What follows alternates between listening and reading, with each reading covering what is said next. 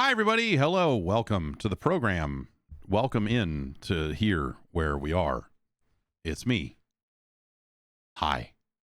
Trying to figure this stuff out. It's the podcast came in kind of quiet yesterday. And I'm able to fix that on the audio and for the audio versions of the show, but to fix it for video is a little more time consuming. But more importantly, I didn't know it was a problem until after that had gotten uploaded. So now we're like replacing the video file is actually a hassle. So that video is a little quiet. And this is how the mic was set up. This is how the mic was set up yesterday. It just seems like it is coming in quietly to the file. I can bring the gain up here and make it all kinds of hello. Now we're order number 17. Your fish and chips are ready. Order 17. You got your fish and chips over here. Extra chips. That means it means French fries. So yeah, I don't know.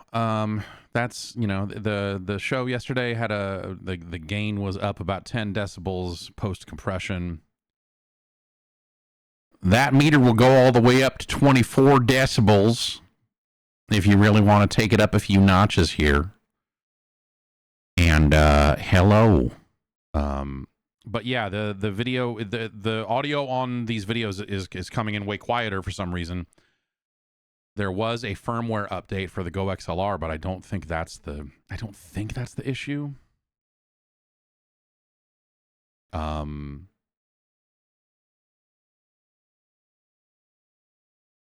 So it's yeah, I don't know. It's strange. It's a strange.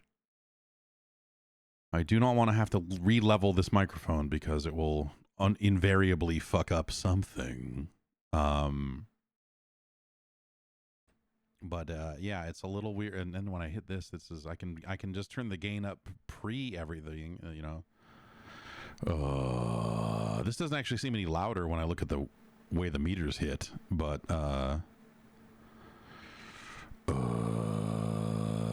it is very blown out. We'll bring that back to 50 decibels, which is where it seemed like it needed to be for this particular type of microphone.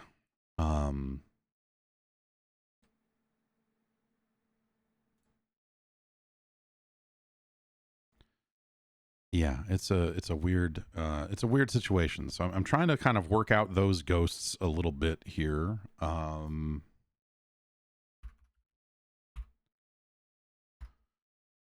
trying to figure out what the problem is here. It is a dynamic microphone. It is set to dynamic. Like there's nothing weird there.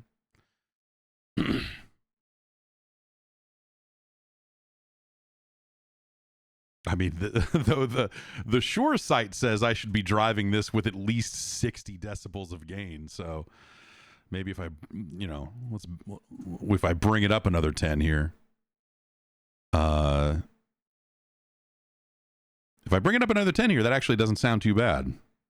That's all gain on the, pre-compressor end. So it's, still going to get limited down and everything. The gate would probably need adjusting. Yeah. Probably need to raise the threshold on the gate a little bit. But this actually doesn't sound too bad in my ears anyway. And it is coming in hotter. So maybe when I did a firmware update on this thing, it resets some settings. That's always possible. Or perhaps it is. Who knows, man. The fun, weird thing about this audio hardware is that they laid off a lot of the team responsible for building it and maintaining it. And so there are still some people who are working on it. They did just issue updated firmware for it last week. but now I wonder if on the other side of that firmware, if something weird is happening. So I don't know. Let's we'll rock it here for a little bit and see how it goes. This is why I was looking at new audio interfaces several months ago, was because the team behind this thing seemingly got laid off. There's an open source project devoted to kind of supporting this device and all that other stuff, but I've been using the official stuff so far. I don't know, man. Anyway, it's messed up because I think the Go XLR is basically the best one of these types of devices. There are plenty of other devices that will kind of get you 80% of the way there, but you know, and I guess different people are going to have different needs, right? So that's sort of the. And you could argue that, and it's true, that like after getting the Go XLR, I have rebuilt my entire workflow around it and found that it is perfect for how I've got everything set up and how I want to do everything. So, so that, yeah, the kind of the other options in the field don't quite do things the way this does it. I'm sure they'd be fine. But there are changes, or there's some flexibility that I think I would lose on some of those other interfaces that I'm just not quite ready to bail on. The Rode, like the Rodecaster, like there's a bunch of different ones, you know, like Behringer's got one nowish. And you know, you could even just strip all the way down to like Elgato's got an XLR interface that then you can use a Stream Deck with, and like that. But the Wavelink software, the whole reason I bought a Go XLR was so that I didn't have to use the Wavelink software anymore because it is so bad. It's so bad. But I want more than an interface. I want hardware sliders. I want multiple devices that I can control. You know, because I can reach up here and, you know, very easily adjust the game audio or the audio like this, and, you know, and have two more sliders for, like, if I have a guest, I can give them their own, and I can give the, and also I have a separate one that is currently dedicated to music, but I don't use it. I don't use all four of the sliders right now, generally. I was using all four of them and had one dedicated for music. So if I was listening, you know, and that was for not even streaming, but like if I was listening to music while playing a game, I could adjust those audio levels independently very easily right here in front of me. And that's fucking awesome. It's so good. I highly recommend you get into some kind of weird audio situation where you're splitting things apart, and being able to make your changes and stuff. So, yeah. Anyway, I'm just kind of hanging out. I don't really have much of an agenda per se in terms of like, here's what we're going to play today. We're kind of in that limbo where, you know, there's nothing really new that is jumping out at me that I'm just like, oh, I've got to get on stream and play this or whatever else. But MSX games, sure, why not? Yeah, all right, yeah. I mean, I was playing some MSX games last night, and sure. Do I not have any of those scanned into this database? What the heck's going on? There they are.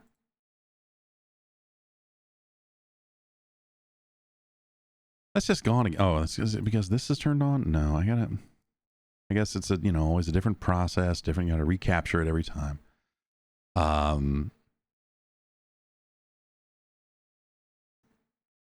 Seems like when you say MSX, really you're usually meaning MSX2.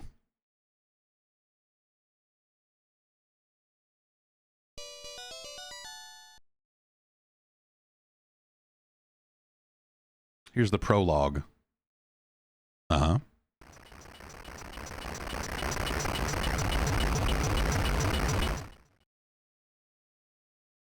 Computer alert, there's a brain.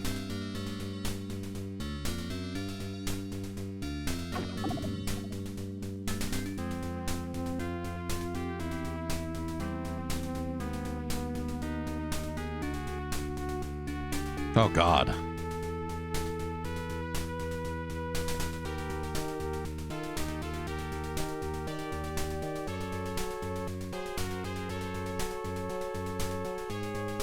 This guy's ability to look like he's running and look really angry is really strong. Emergency operation. Okay, well, at least she made it. Look after her. I've got to get in my spaceship. It's the plot of all good anime. Look after this girl. I've got to go get in I've got to go get in some kind of vehicle and blow a bunch of things up.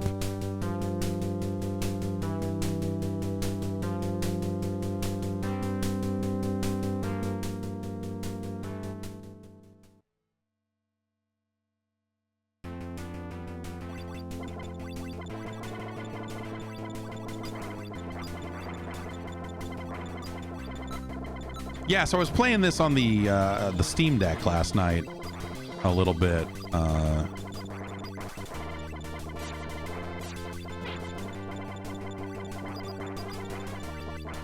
And this is, you know, like Compile, they sure like them this format. Like, I don't know that I realized that the Aleste, if I'm pronouncing that right, who knows?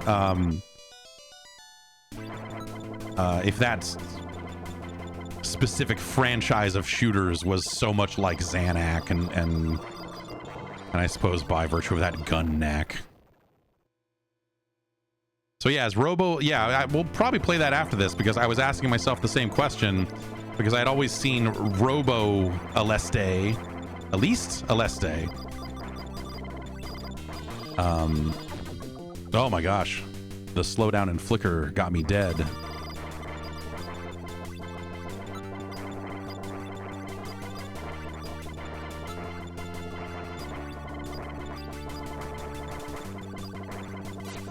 Let's get a 5. Let's see what a 5 does. All right.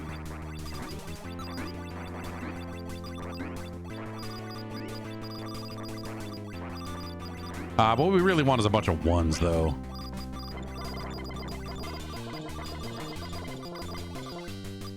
What we're going to do here. Oh, it's already turned on. I already have the no sprite limit turned on, and it's still a flickery, weird mess.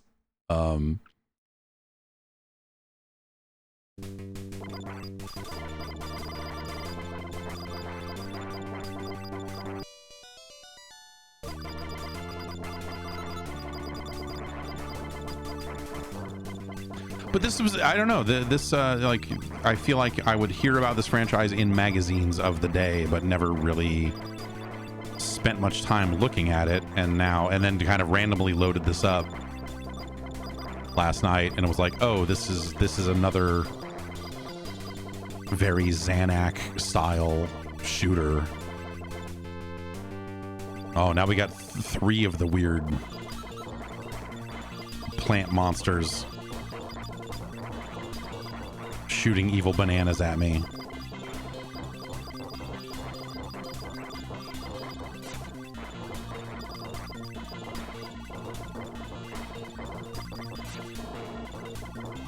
Yeah.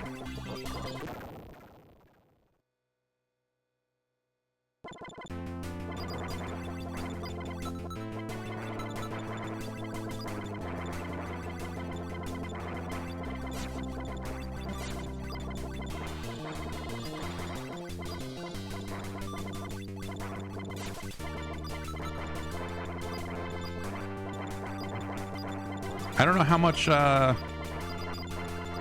how far these individual sub-weapons can be upgraded. I keep collecting 1s, but it doesn't seem like it's going beyond. I finally got double main shot there. I collected enough P to get that going.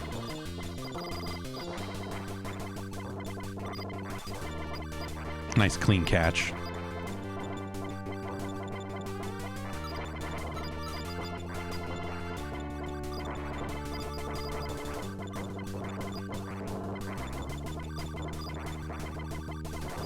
The MSX is definitely like pretty high on the list of like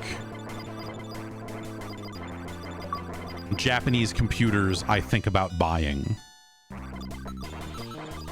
because it seems very attainable. It seems very like easy, like a good first step into that world Whereas like getting like a Sharp X1 or a PC-88 or you know, a X68000, like that just seems like way more involved and a much more difficult scenario. Whereas like there's so many different models of MSX that you could probably find one that's like, you know, it's got maybe not the most modern video output, but modern enough that you can plug it into your shit and go.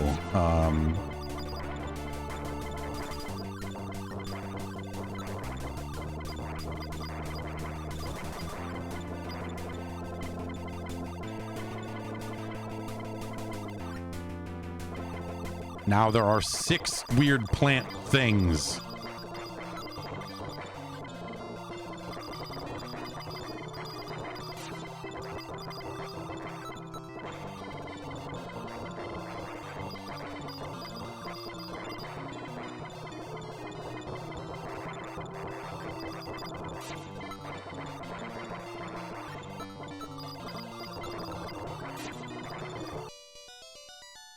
Okay, just keep killing. Got it. Right, yes, there were Game Gear games in this franchise. Yes. Yes, that's right. Maybe the Game Gear is good for something after all.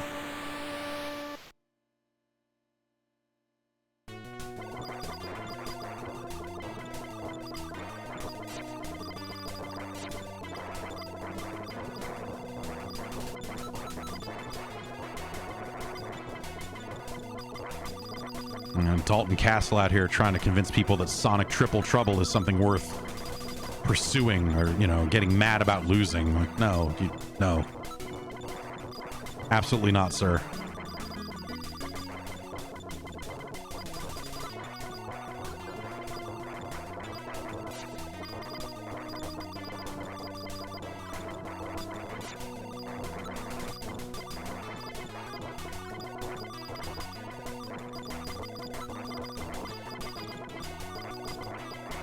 It's weird, the pace of this, the slowdown and everything. Like, this is a real mess. This is a real mess to play right now. I'm just kind of holding down both fire buttons and dumping on this flickery mess of bullshit in front of me.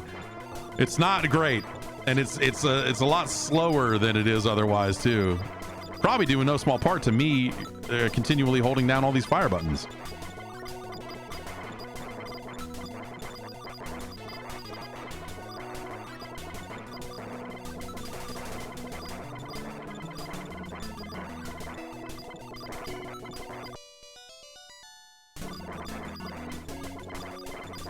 Just racking up these extra lives. I assume that means this game's going to be a pain in the ass eventually. It's like, hey man, you got 7 lives. I'm like, oh, sick. Oh, I lost them all in 4 seconds? Great.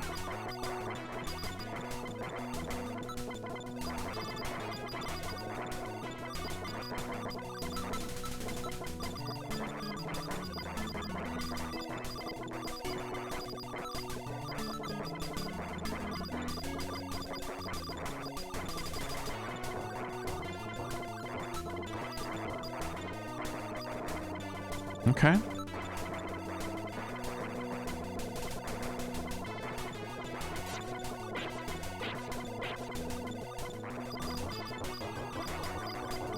Yeah. That was almost bad. Oh. I was not able to blow up whatever that thing was. Look at this fucking mess.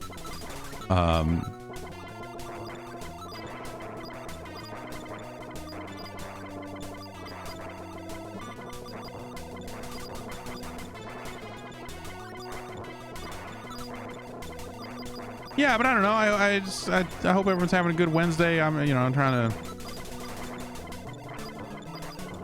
relax a little bit. Just thought I would relax with some video games and hang out.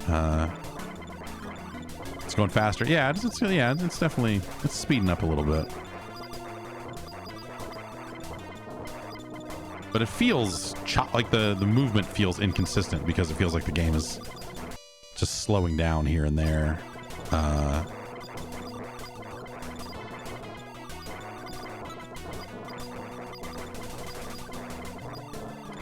I've started building notes for, you know, over on Patreon. I have the first installment in a series of like kind of how to use emulators and how to configure things, and so I started with MAME because that's sort of I think that's once you understand kind of the specifics of how MAME likes to do things, it's a lot easier to kind of understand everything else.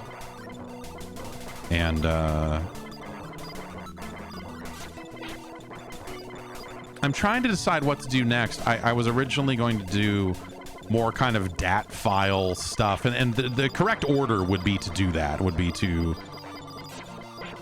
show people how to organize their files and how to structure directories and stuff for them ROMs.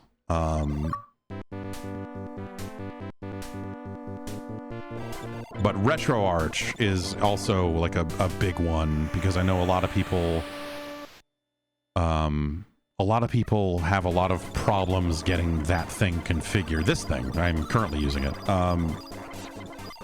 Configured properly. Yes, especially for arcade games. Yes, as you say in the chat there. So I know how to make the arcade games work in RetroArch. And it's an unholy mix of DAT files and organizing your games a very specific way. And creating your playlist using that DAT file, because it will...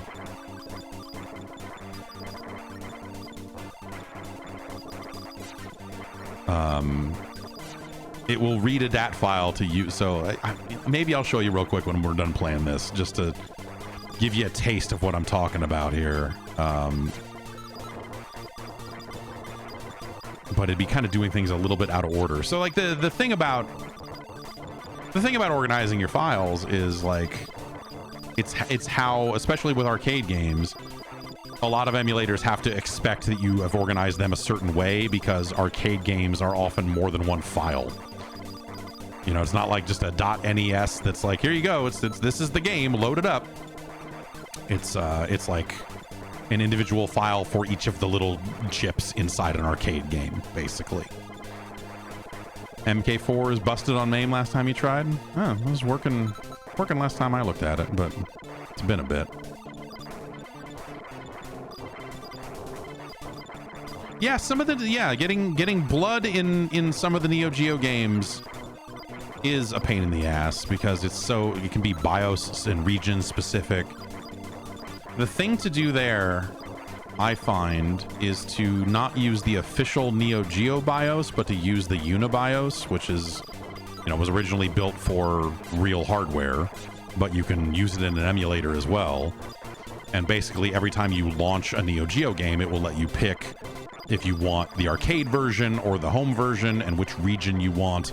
And then it will kind of also have kind of separate options in place for, like, it's got a cheat database and all kinds of fun stuff. And I believe one of those is always going to be like, turn on blood in games where that's appropriate.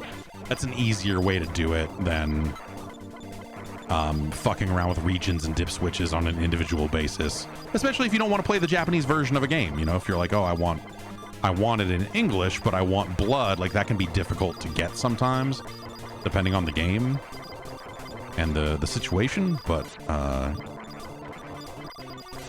that is all doable. That is all doable.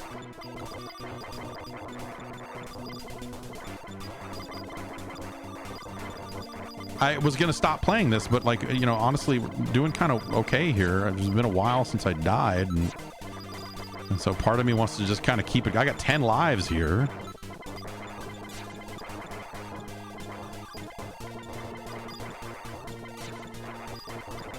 You're right. Zatoichi says curating your own ROM collection can be a deep hole to go down. It doesn't have to be.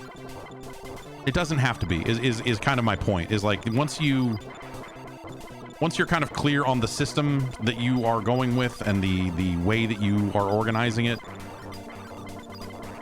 it really is as easy as just like updating the DAT file you're using to tell you what's what, and then dropping whatever new ROMs you have onto a window so that it organizes them. It's not... and then, like, so that's why I say everything is based off of a ROM manager and DAT files and all of that stuff, because once you've got that aspect of it down, getting that stuff working inside of RetroArch, or, you know, like a lot of the other emulators, particularly for arcade games, are expecting you to have done that. And now we're back to no weapons at all, so now I really do want to quit playing. Oh, well, this is where it gets hard, right? You lose all your power-ups, and suddenly you're left with a much more difficult game. Let's try 6. No, it's this thing. Yeah.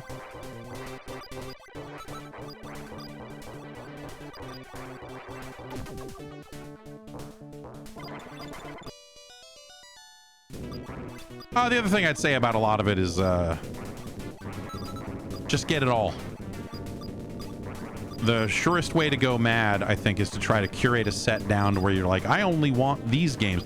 Like, there are ways to modify a DAT file to help you do that. But I find it's just easier just to get whatever the DAT file is looking for and just have it all and be done with it, because then you know you're done. And so many of the games are not that large that I think it's just it's less of a headache to just have everything than it is to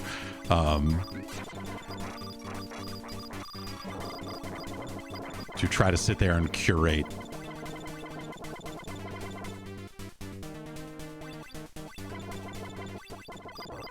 But there's value in curation too, you know, especially, you know, you get on some of these platforms where you're not going to have the size or the storage space on like a Steam Deck or something like that. Like I want to put some PlayStation 1 games on my Steam Deck. But over here where I'm at, the computer I'm sitting in front of, I've got all of them. And so that is I can't just copy the, you know, whatever 4 terabytes of PlayStation games over to the Steam Deck. It just doesn't work that way. So you kind of have to figure out a way to be selective. When we get into the kind of later 16-bit, you know, CD systems and so on, you kind of have to think about that. Because, like, I think even a Sega CD set is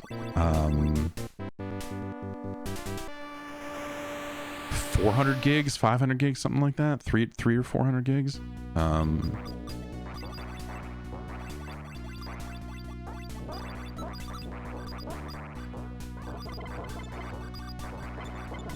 I like the music in this game. It's pretty good.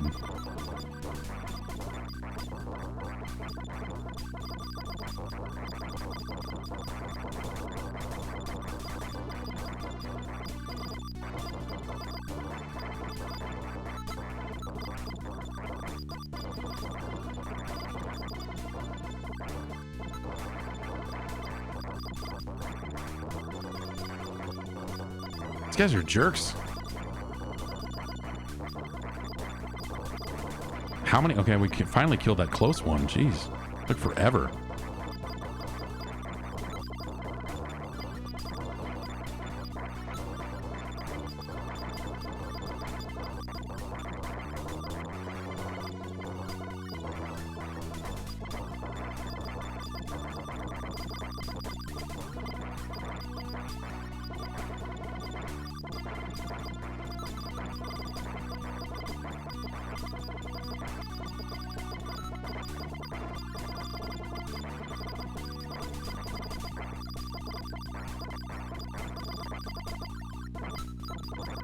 But I guess, you know, my point on the emulation stuff and why I wanted to make that series and why I'm continuing it is because I think this stuff actually is pretty easy. There's like a few core concepts to wrap your mind around, and once you've done that, a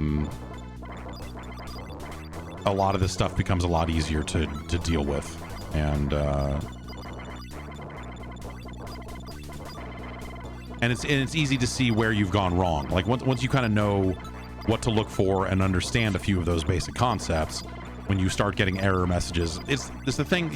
Again, it's my fault for looking at Reddit ever honestly, and I try not to, but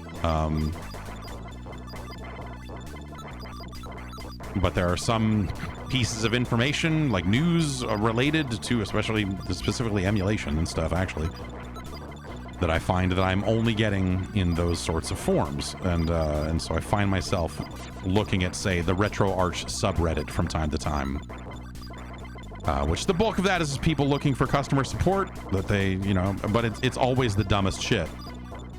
Or rather, it's shit that, like, is not that difficult if you just understood a few of those core concepts, because it's always people posting, and the MAME subreddit is the same way. It's people posting a screenshot of an error message that says, like, you are missing these files, and so the game cannot run. If you have these files, then the game will run. And then them saying, I don't know what this error message is. What do I do? And it's like, dog, it says right on the fucking screen that you don't have the files.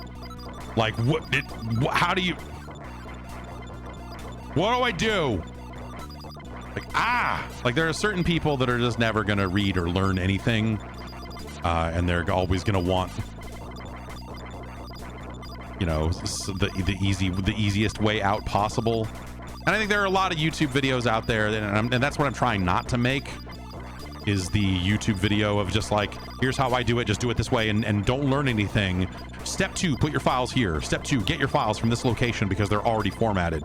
Like, you need to understand why the files are collected that way, and like, because then you will actually understand what the hell is going on.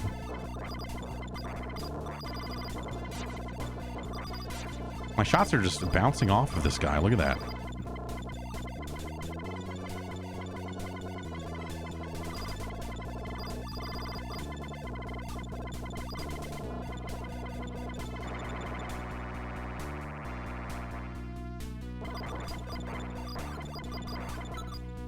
And it's been really, they kind of did it to themselves. So, like, I'm not, and I think that they've actually not been great about. I think there's things that you could do in RetroArch to make it friendlier, and they almost seem standoffish about that sometimes. So in some ways, I think they kind of brought it on themselves. But now that thing is available on phones, like, the number one thing you see is people going like, how do I get this to play Wii games? And the answer is you don't, because the version on phones cannot do that.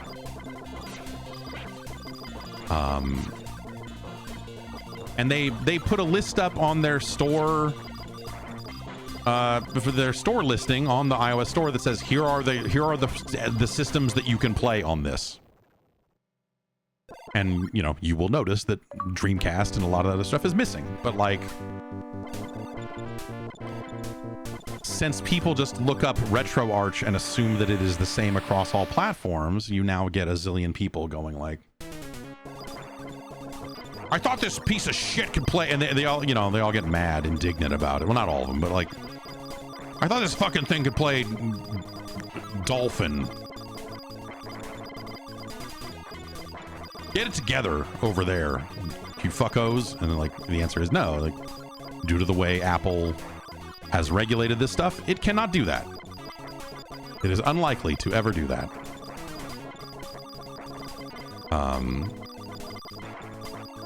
And they don't do themselves any favors, because if you look at the app, you will find, and if you don't know what you're doing,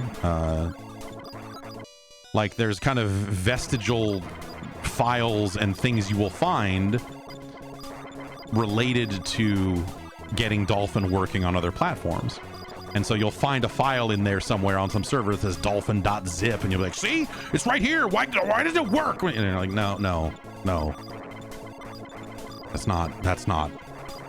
That's not what you're looking for. And it would take too long to explain to you why that's the case. Basically, like, so I don't know.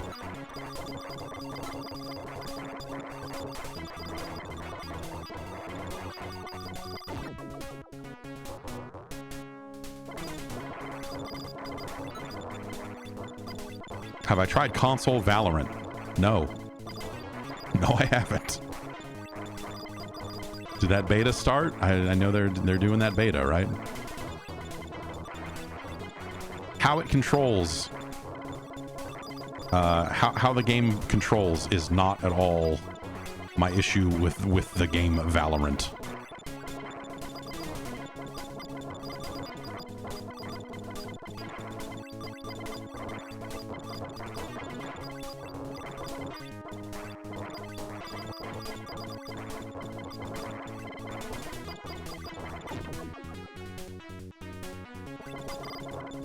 Let's get a 6. Oh, all right. The 6 is this thing.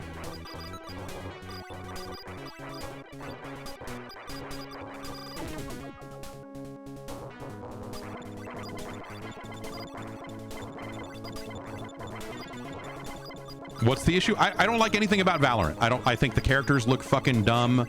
I think if I wanted to play a game like that, I would still play Counter-Strike.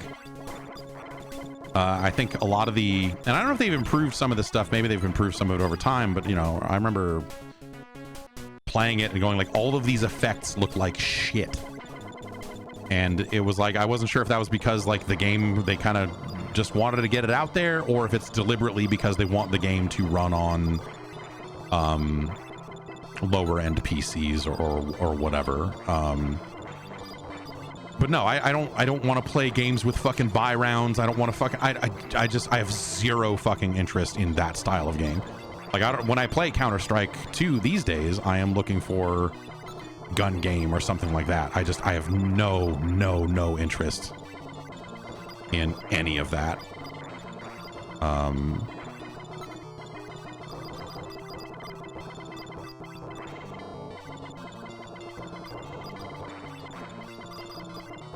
But like if I wanted a hero shooter with abilities or something like that, I would probably still play Overwatch. But I don't want to play Overwatch. And if I wanted like that type of gun shooting experience and buying things between rounds and whatever else, then I would continue to play Counter-Strike.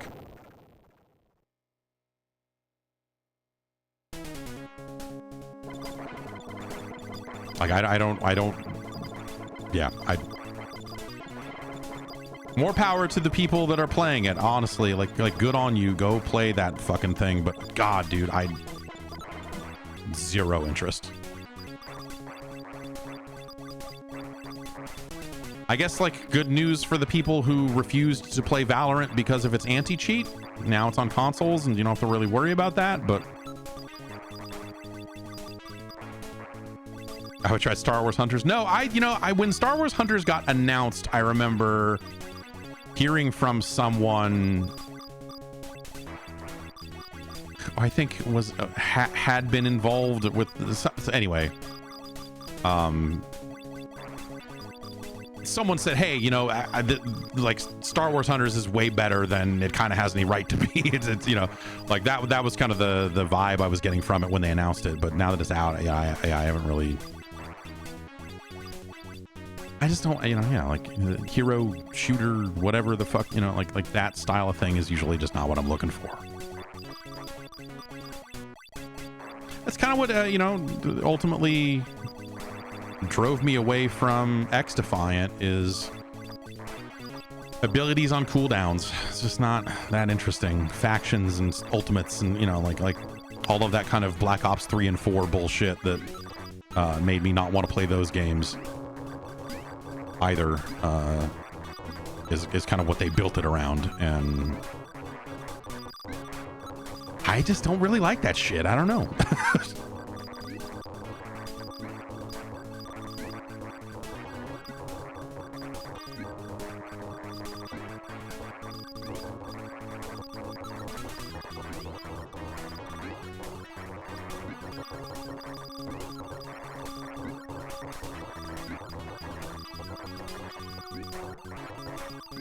So definitely not the finals then. No, I really want to like the finals because I think the tech is really cool. I think that foam gun is rad. I think the destruction is oftentimes neat and sometimes really frustrating. But I think there's just a lot of the things, A lot of, basically, I like that stuff a lot, and then there's everything else in the finals. And then I just kind of go like, yeah, nah.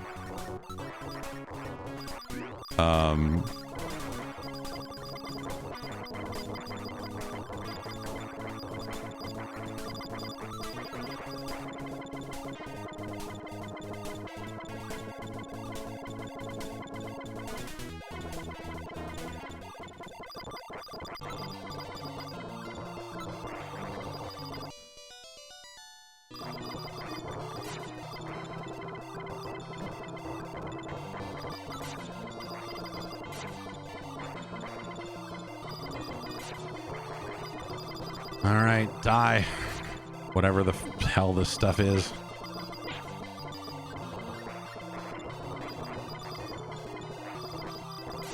Plant, brains, alien, whatevers.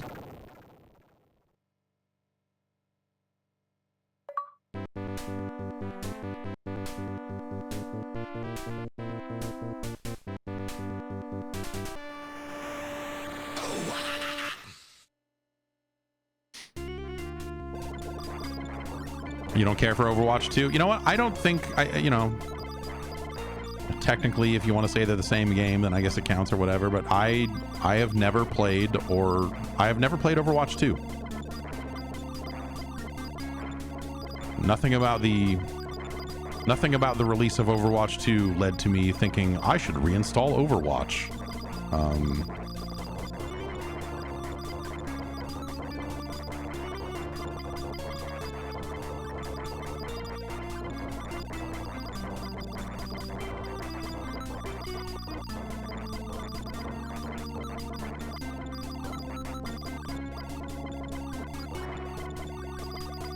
Moving really slow here. Look at how slow the ground is scrolling under us. We must be up really high.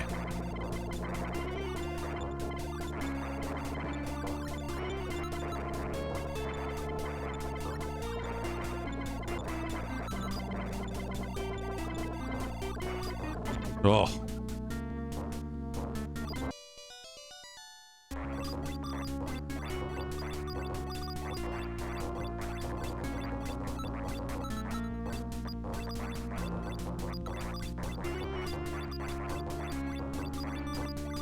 The slow movement makes this seem way more fucked up than it is. Like there's something very almost claustrophobic about this level. Yeah, those first I don't even know. Well, I don't even know if I played Overwatch for the first couple of years. But yeah, Overwatch, when Overwatch first came out, I was like, oh, this is cool, man. I'm having a good time with this. And honestly, what happened with Overwatch is I was not going to dedicate enough time to Overwatch to like ever be good at Overwatch.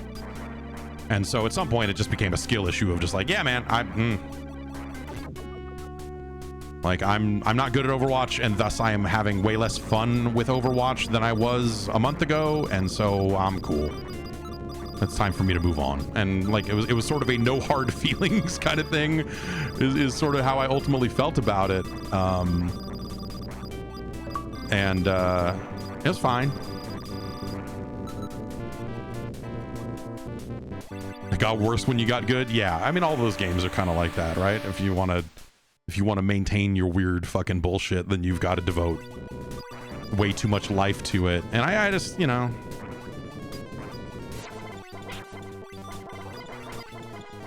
that's just never been me.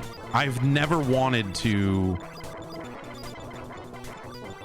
truly only play one game, and I think that's ultimately that's sort of the why I'm always going to hit stopping points with all of these live service games, right? Is because they're going to build things for their most dedicated players, and as someone who's probably never going to be one of those most dedicated players, at some point it's like, well, okay, you're making a bunch of shit that I'm never going to see, and so whatever.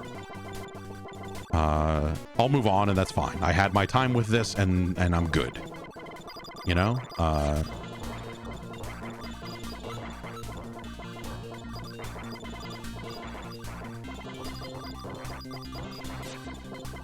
But like, you know, I don't know. I like when you know, when Modern Warfare 2, or well, I guess when Call of Duty 4 was out, I played probably 1,000 hours of that because it came out at a time when I think we were all unemployed. I think we were all between things. And so it was like me, Rich Gallup, and Ben Coelho. And they were on the East Coast, so it was much later in the day for them. But I was like rolling out of bed and being like, all right, let's play some fucking Call of Duty. And would, you know, sink some hours into that every day with them. And played a whole lot of that goddamn game. As a result.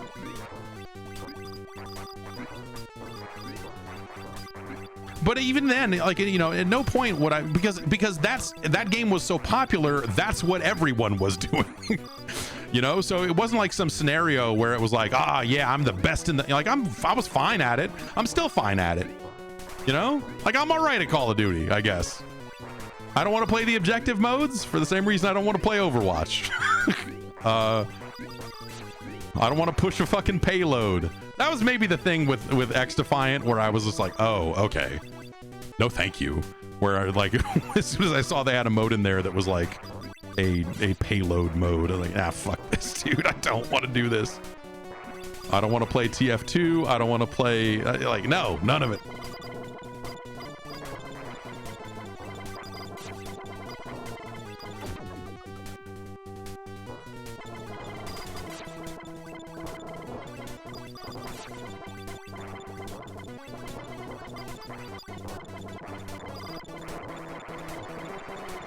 My thing with TF2 was, I think, you know, it is similar to everything I'm saying about all these other games too, but, you know, like, a lot of it comes back to I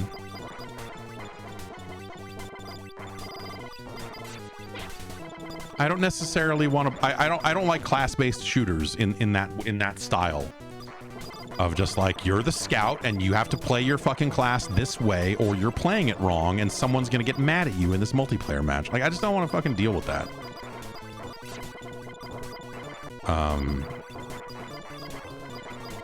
And so, like, that style of shooter, which, you know, kind of sort of became all the rage there for a little bit, or I guess it kind of still is. I never really wanted to do that.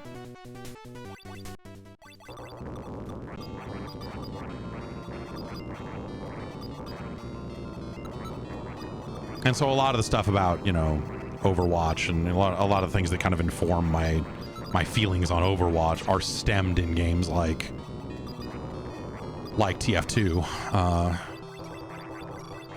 and some of the other shooters that were coming out around that time. But I don't know, like, you know, what I'm looking for out of a shooter is like I want to lay back and have a good time type of thing. Like, that's sort of, I don't want to have to care about the fucking meta of it and like, oh, the team comp here and this, and they're like, no, fuck off, dude. Like, I don't want to fucking do that. I don't want to care about that. I want to fucking play laser tag, basically. So, like, for the longest time, that was a really hard transition for me to make with shooters, in kind of until Call of Duty came out and made everything so fucking casual and laid back that none of it mattered. But like, for the longest time, like, when the shift happened kind of in earlier Call of Duties and some of the Medal of Honor stuff, but when the shift happened from deathmatch to team deathmatch, I was not on board with that. I was like, no, I don't want to care about who's on my team. I want to run around and shoot everyone. If I see a body moving, I want to put bullets in it. That's it. That's it. I'm going to load up Quake 3. I'm going to play fucking deathmatch. Not going to play fucking CTF. Not going to bind a key for a fucking grappling hook. None of that shit.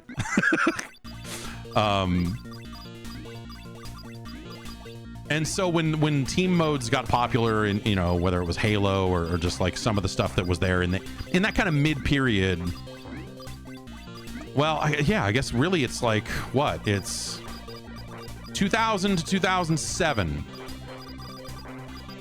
really, is where I feel like I was not interested in most shooters that were coming out. Kind of post-Quake 3, pre-Call of Duty 4, like I didn't play a ton of shooters. Battlefield 2 actually probably is the lone exception, and you know, for that is, I mean, that is certainly a team game, but that was doing it at such a different scale that it just became fascinating all on its own, and that kind of drew me to it in a way that like in a way that I wasn't getting out of a lot of the other shooters. But like yeah, when Wolfenstein Enemy Territory was big and stuff, like I didn't want any of that. That's just not what I was looking for out of any of those games.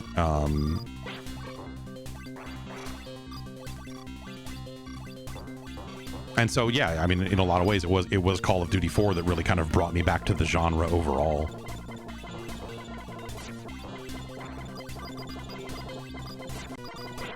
Maybe that's why, you know, like, I think a lot of people are really hard on Unreal Tournament 3, and I think Unreal Tournament 3 is fine, because all I want to play is Deathmatch. But the problem with Unreal Tournament 3 and some of those, maybe even like UT 2004, is that everyone just wanted to play Onslaught. Everyone wanted to play the big vehicle mode and all that stuff. And again, not why I was there. So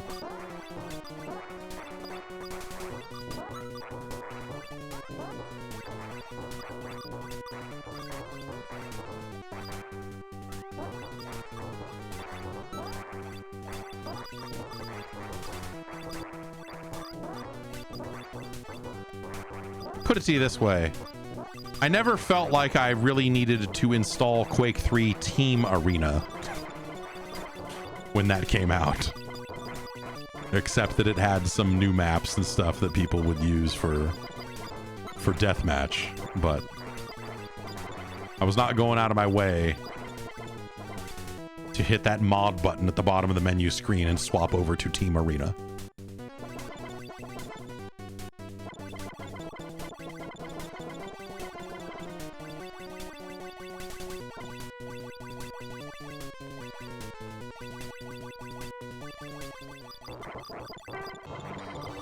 I was gonna stop playing this game, but I guess I've lost most of my lives, so maybe it will just play out naturally.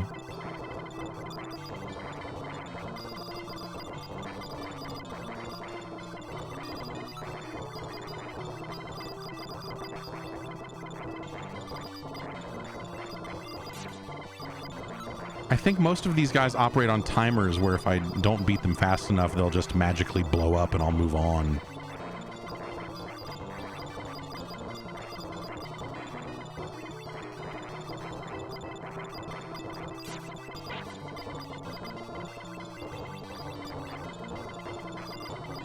Like, I kind of just don't have the firepower to get it done here.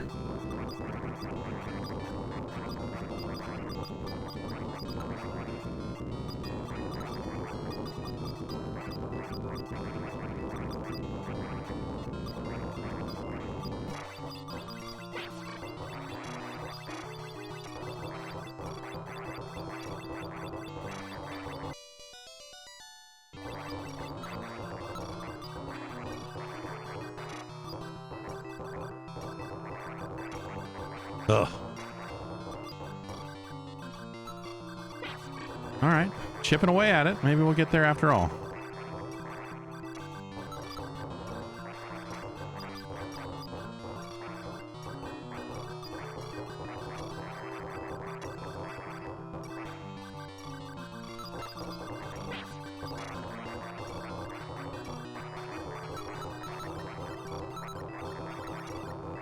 Come on now. All right.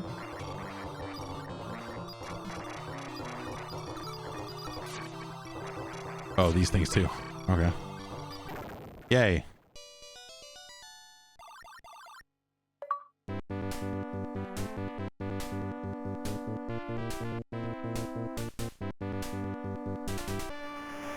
Lithium, yes. Quake 2 with the lithium mod, yes. Definitely.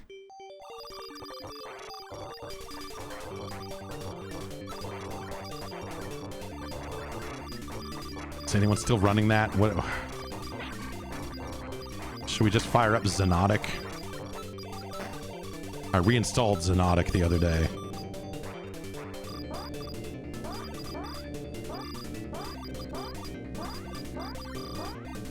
What about Nexius? Yeah, I found myself rereading the Nexius situation is so fucked. It was so, well, I don't know, whatever. Like it worked out fine. Like it, but the when the developer of Nexius sold the rights to the name, even though it was an open source shooter, and sold it to Ilphonic, and then Ilphonic made a different game called Nexius that was garbage, and then all of the core developers, or all the most of the main developers on Nexius, forked it and made Xenotic instead.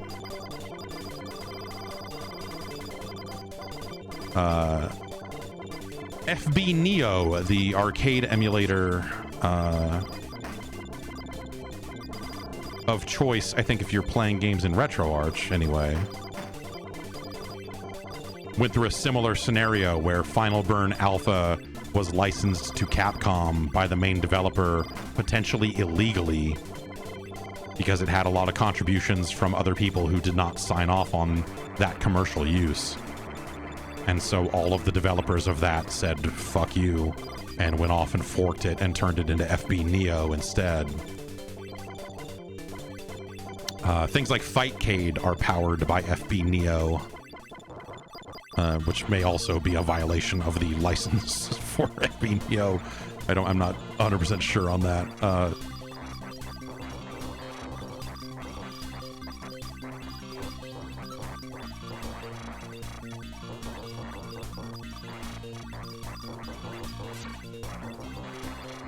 Thanks to Battle Cow for the gift subs.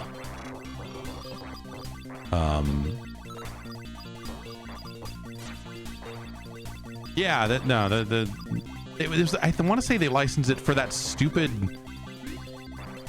that Capcom arcade thing that was just a giant two-player joystick shaped like the Capcom logo that is amazing to look at but not great to use.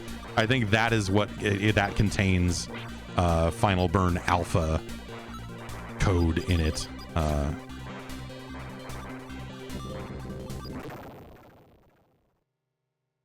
You got one of those? Yeah. I wanted one for a brief period of time. I remember when Peter Brown got one in-house and was messing with it. I was like, I should get one of these. They're so dumb. And then never did.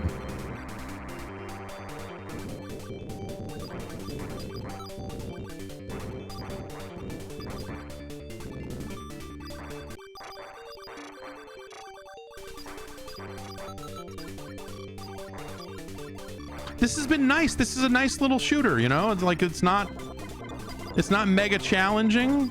Or at least it hasn't been for the most part. You know, obviously a couple of hairy situations here and there, but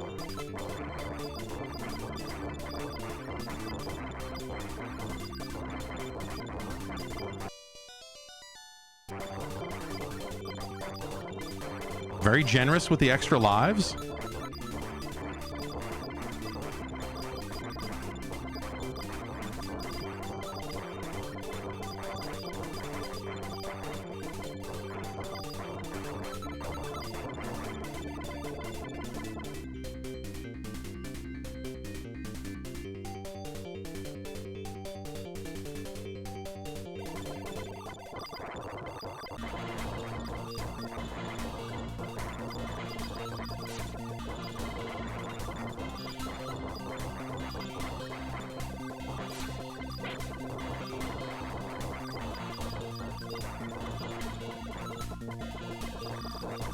All right. Okay. We're doing damage. We're making it happen here.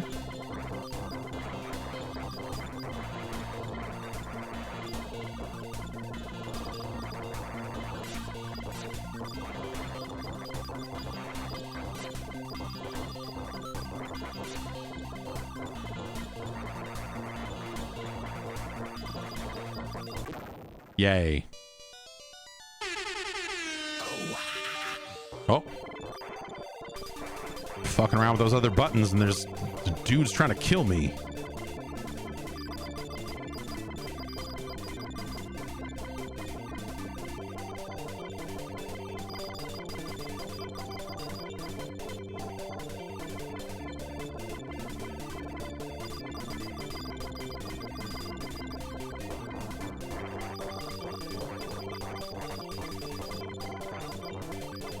Ah.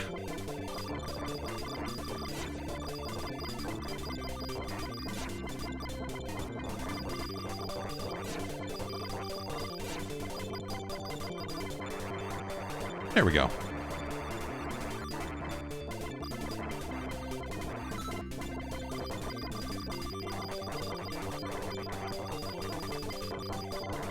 Yikes!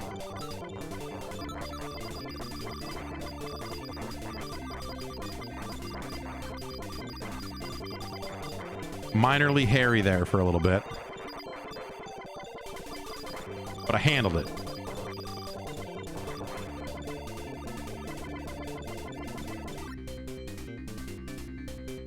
Ah.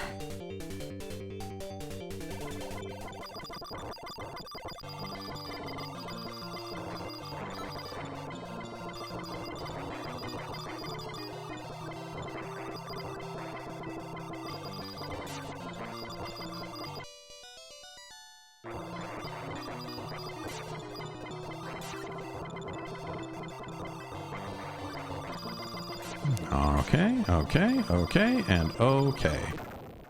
Hooray.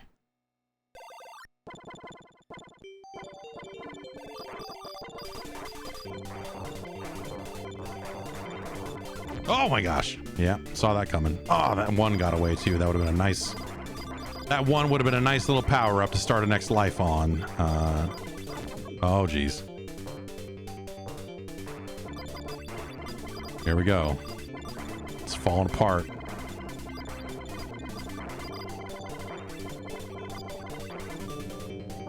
Don't get two. That's my advice to you is two is because it's a charge weapon. You're having to let off the button a lot more. It's not just dumping the way you want it to. And now here we are coming up on another boss, and I'm ill-equipped. But I don't know. All these boss fights come with plenty of P. Plenty of P gets dropped during these bosses, I find. Oh, that would have been nice to be able to change it up a little bit and not have this too. Oh, okay. Well, fuck those guys. Apparently not a big deal. Ah! All right.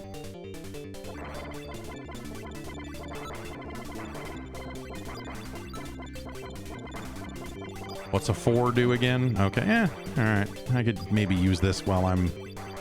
See, it's the trade-off, man. Like, you know, I want to be throwing damage downfield.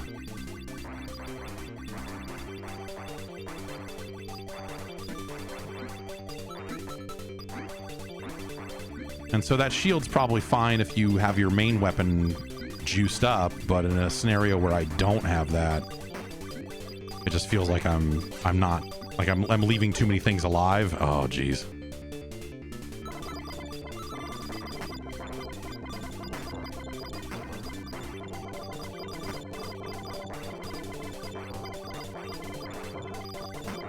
Yeah. Okay.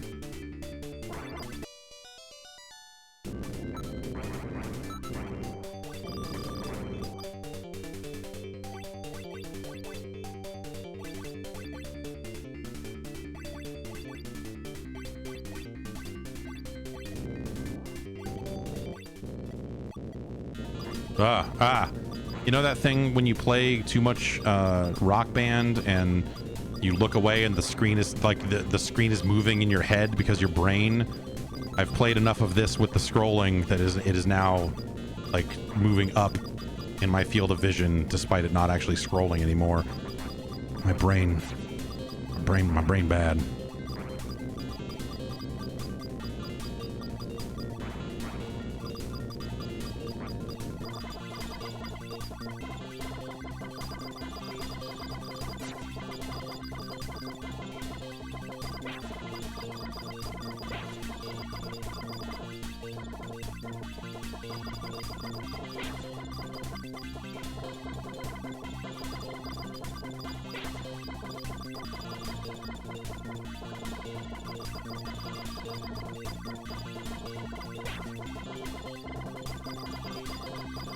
Almost got there.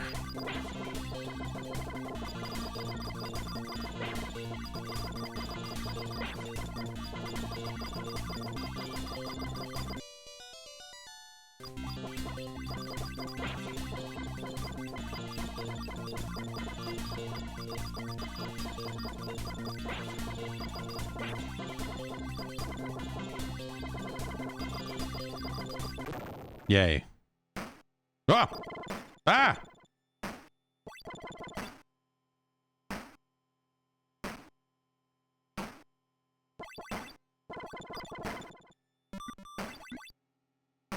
Put Randy Orton on this. On the weird ramp full of evil maggots.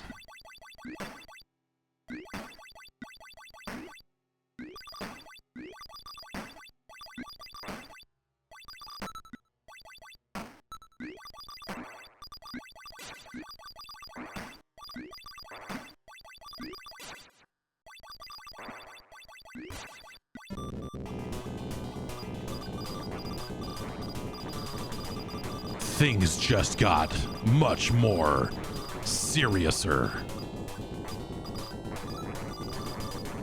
I can't even get close. It's taken me so long to kill these fucking things.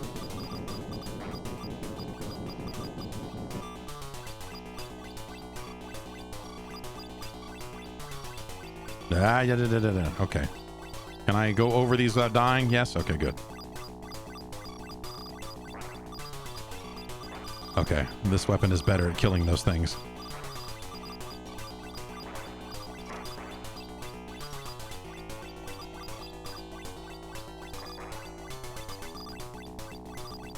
Gotta get a hole.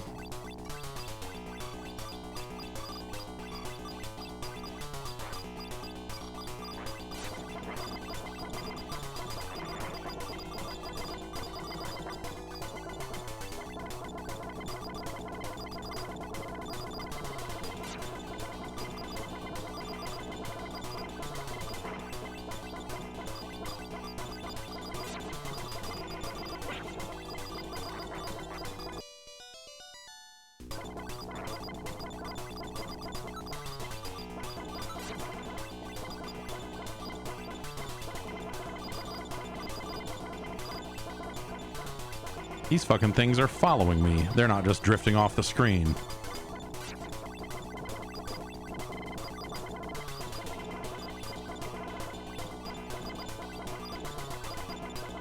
What did I think of the Wyatt? You know, I appreciate them honoring Bray Wyatt and trying to do a thing. I thought that that was like a good moment.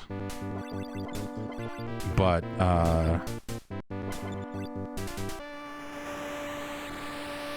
you know, we'll see what it looks like in the ring, I guess. Like, right? I mean, you won. You destroy all the enemies. All right, great. And you were going back to the base. Did the lady make it or whatever?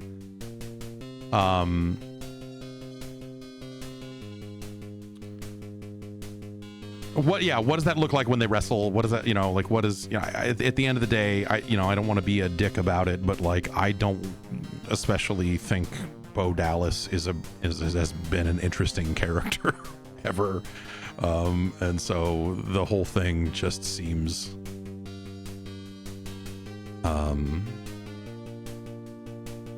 and also, like, if we're being honest with ourselves here, you know, I think that they did a bad job with Bray Wyatt and his character and a lot of that stuff, and I think that you know they,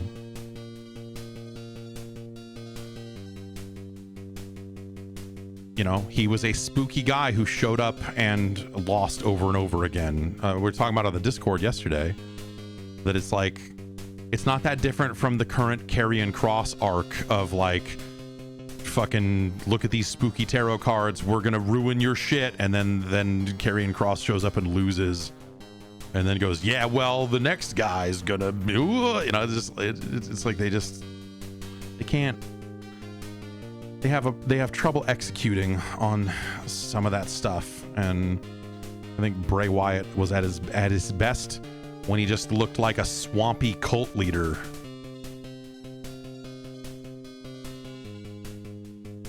In his creepy hat and shirt with his 2 fucking murder creeps with him, you know? So no indication if the lady is saved. Computer alert.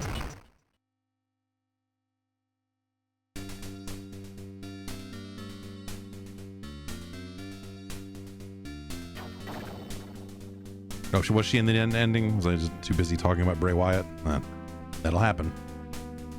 Like, Bray Wyatt did some really fun stuff and some really interesting stuff, but I think that as soon as they introduced the Fiend character and that aspect of it, I thought the whole thing was just kind of, they pushed it too far into this vaguely supernatural thing that it never really worked, and it's like they never really believed in it enough to make it happen. The whole reason The Undertaker worked is because they dedicated themselves to making it work and came up with a bunch of really fucking corny storylines to make that supernatural shit work, and they never dedicated themselves to getting the Fiend over, if you will. And I don't know, like, I just, a lot of weird ideas that never really panned out. That's, I think, a lot of the Bray Wyatt stuff, or they didn't believe in him enough to have him win,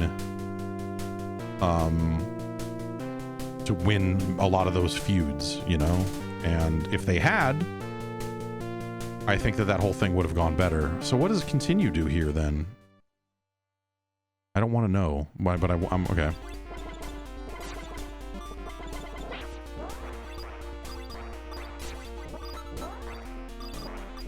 This is like a different, this is different.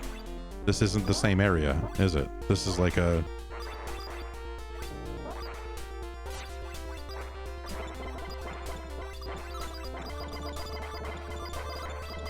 Anyway.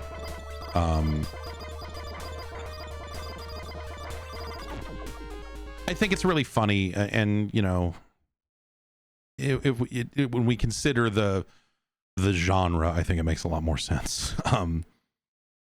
But when people see the thing like the introduction of these spooky characters and, oh, everybody's bloody backstage and look at the fog, and that there's just a certain amount of people who are like, that was cinema. I'm like, well, no, what? No, yeah, I mean, for wrestling, yes, absolutely. It was, you know, sure. But it's just I don't know. That stuff is fine. But it's not, you know, I don't know. Like they pulled it off, like the professional wrestling at its best, and it's the thing I like about it. Like, the thing I like about professional wrestling is that it has an aspect of it that is like, we're putting on a show. And it's got this like almost community theater vibe to it, because none of those people can act well enough. And all of the storylines are always very goofy and you know, ham-fisted. And to me, that's part of why it is fun. Is because sometimes it has this vaguely public access kind of vibe to it, and I love that. When they go out and they try and make movies, like, go out and watch, you know, some of the shit, especially go back to the 80s, and, you know, like when they had Mr. Perfect fucking throwing his own catching his own pass on the other side of the field, and just like all the fucking wild shit they did. They were having fun, and I think that's fun. I think that fun is contagious. But I think that the way that like people are so used to a traditional sports-like presentation, that the minute anyone does a tracking shot from backstage to the ring, everyone is like, and you're like, yeah, no, that's cool. It's different. Like that's a different look, and they drove it right into the fucking ground, buddy. Nice work. So I don't know. It's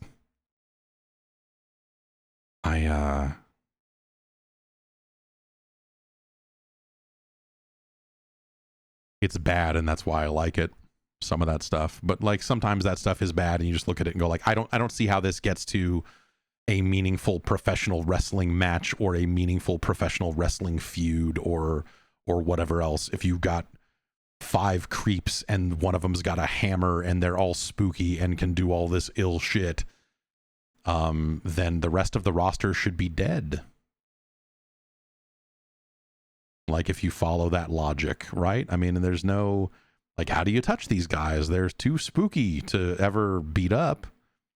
And that was kind of always the problem with Bray Wyatt. But I think even in some cases, you know, that was a problem they had with The Undertaker and Kane and that sort of stuff. That, you know, it's not even the normal suspension of disbelief, because normal suspension of disbelief is believing that The Undertaker could exist at all.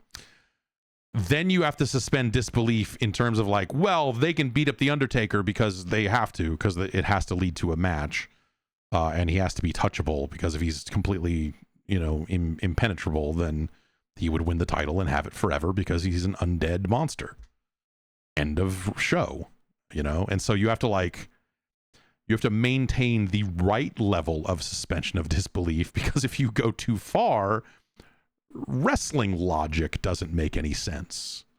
And so you have to view things through a very hyper-specific lens for them to make sense. And then you'll have people that try to call out logical fallacies in that stuff, and you just have to go like, hey, look, man, if this is the stuff that is going to trip you up with professional wrestling and prevent you from getting into it, then just stop.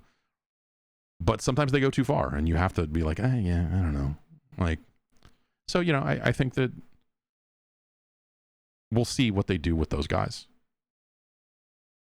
You know, do they bring in Alexa Bliss and whatever else? And is that how they bring her back? I don't know. I don't know. It's I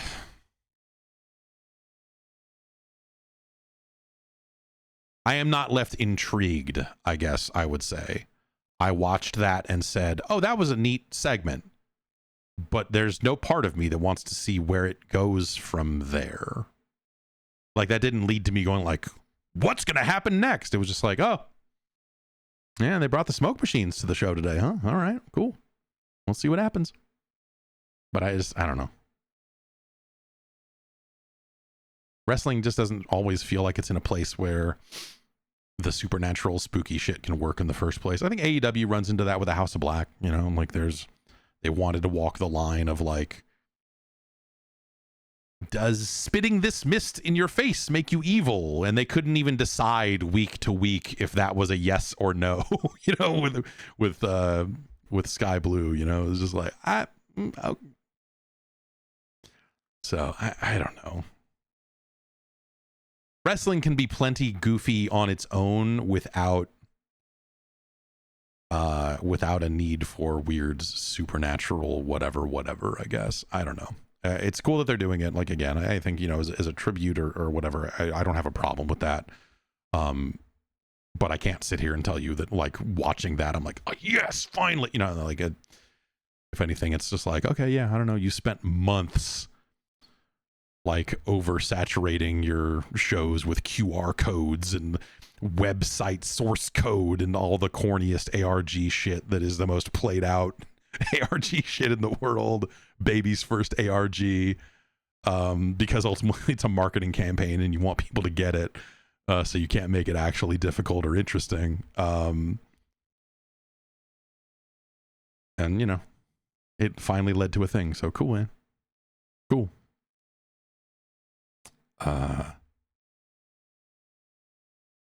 RetroArch. We were talking a little bit about RetroArch there a while ago, and yeah, like I said, I am going to produce a full video for the Patreon, which you can head over to patreon.com/Jeff Gerstmann to sign up, get an ad-free version of the podcast, and much more.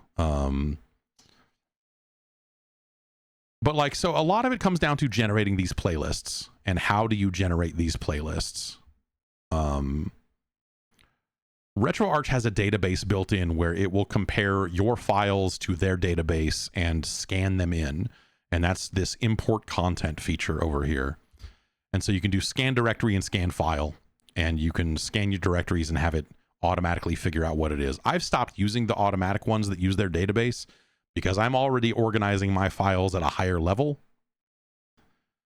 And so I'm using manual scan for everything now. And this is how you get arcade games to work, by the way, is with manual scan.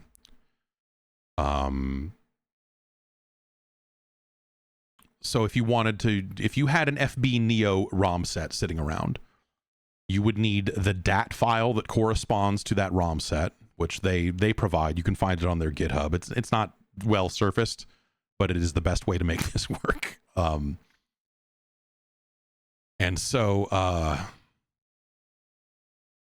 the search feature doesn't work on manually scanned files. I have not had trouble with that.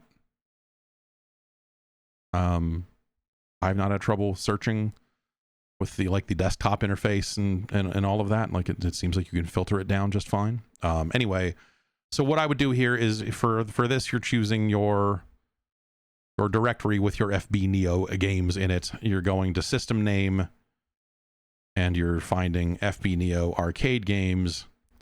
You're setting the default core because when you do that, it's one less step when you launch a game.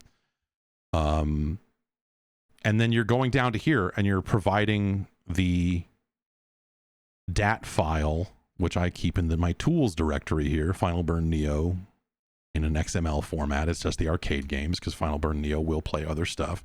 You tell it, yes, I have a DAT file. And then you hit scan. And so then it uses that DAT file as a database to compare to your games. And if your games are zipped up in the right way, according to how the DAT file specifies, so you're kind of using that ahead of time, you'll end up with this playlist. With, all of your FB Neo games kind of in there, all nice and clean.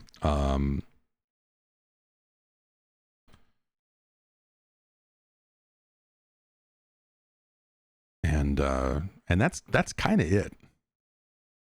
You can come over and you can play a little Mr. Low.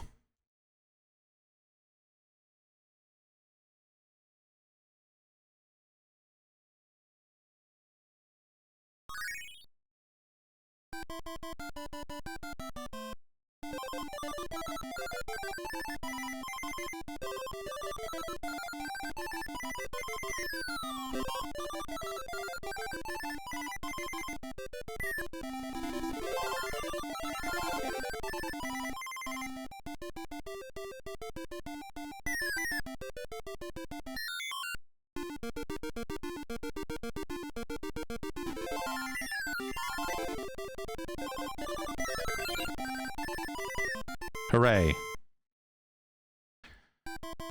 I'm not playing Mr. Do, I'm playing Mr. Low. It's a totally different thing.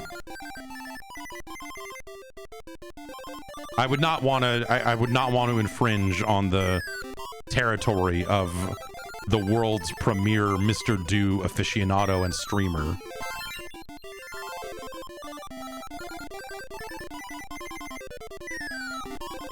He's way better at those games than I will ever be.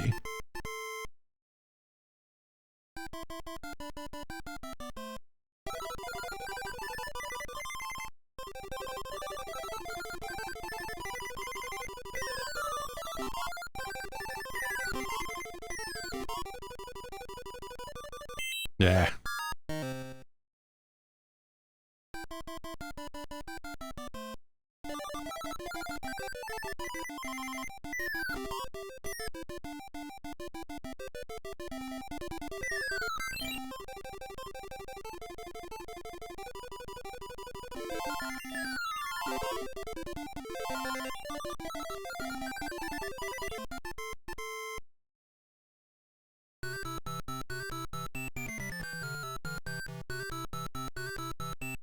Very good.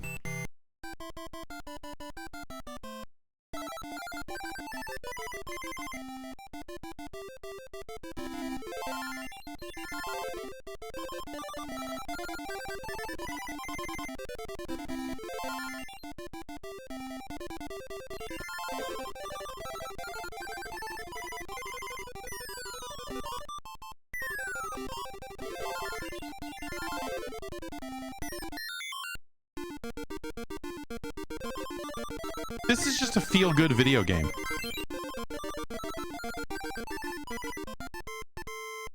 Fun music. Hot gameplay. What more could you want? It's an all-timer.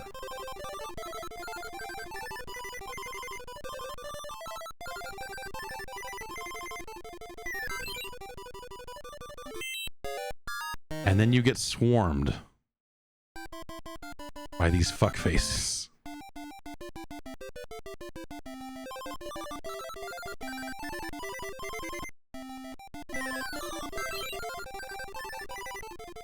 Ah, got greedy.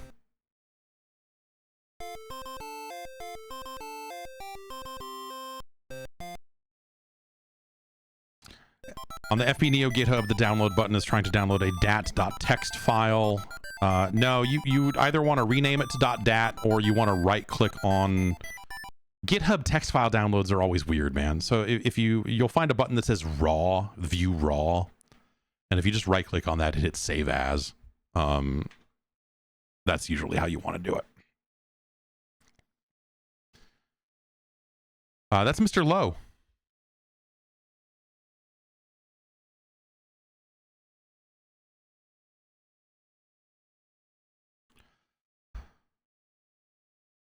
What about Mr. Do?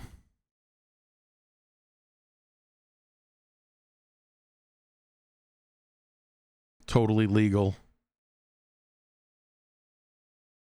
Just like Mr. Lowe, absolutely official, licensed, not at all, you know.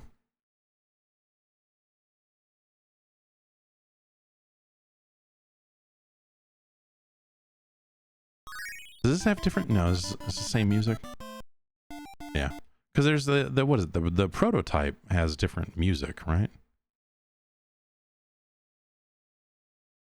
Where you play as before they realized that whatever character they were making here is just some kind of nightmare thing.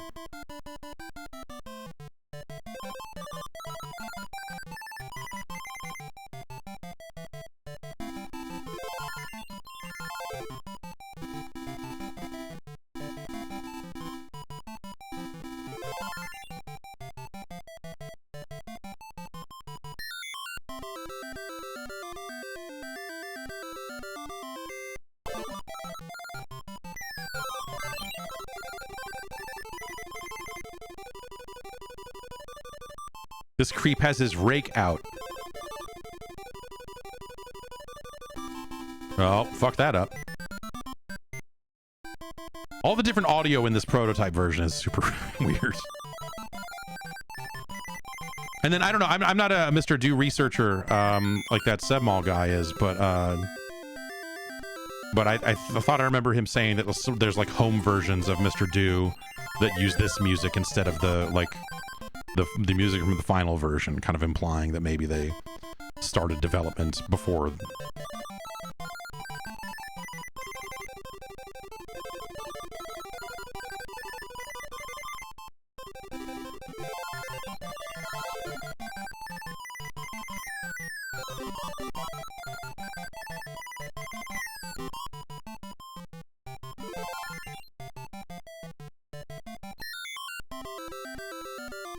No one came out. This game's broken.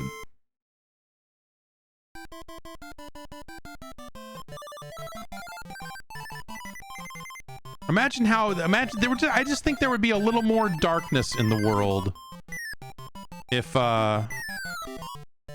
Mr. Do was not a clown. If this had been the canonical version of Mr. Do, I think we would be worse off as a society.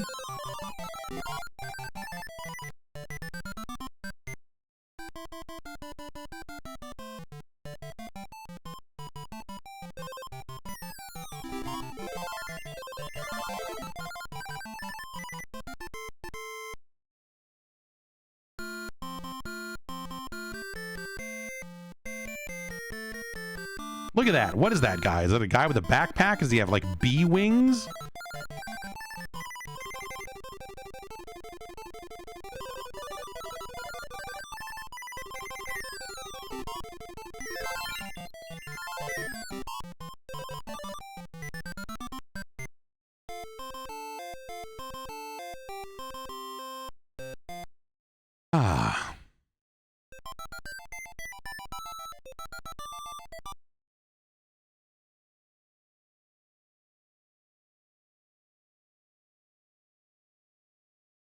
We would be, yeah, we would be in a much worse place, I think, if this was if this is what we knew as Mr. Do.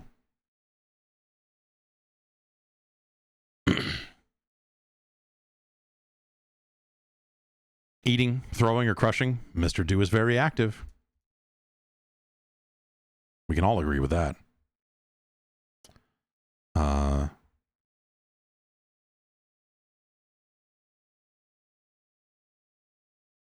Yeah, I don't know, man. Video games, they're cool.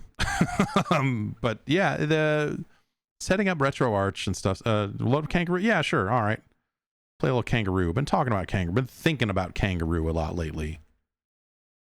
The Pizza Hut near me had Kangaroo, and so it was a game I spent quite a lot of time with because they didn't change their games out all that often.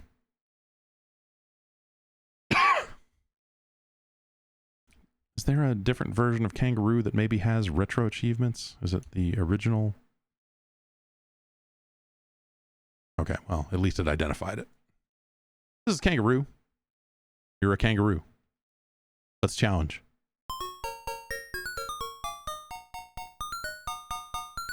Oh no.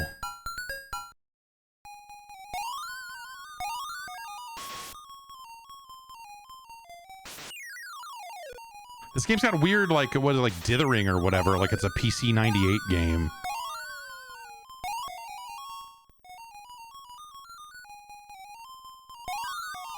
If we wanted to stay in this level longer, we could ring the bell and make more fruit appear for even more bonus points, but that always just seemed foolish to me.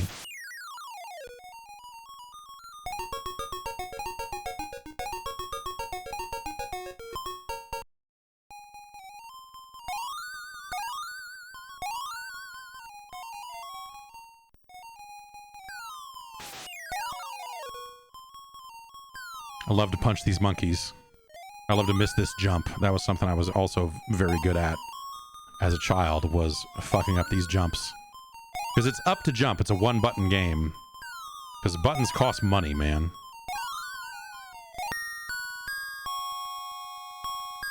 Look at this fucking guy with his big, weird, stretchy, creepy hand. Friggin' gorilla. Little tutorial here for round 3.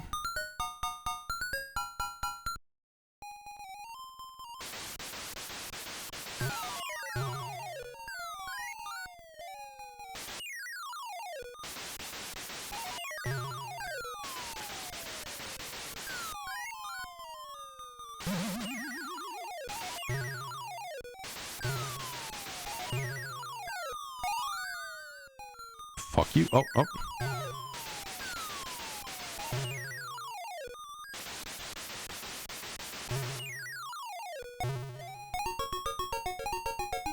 Yeah.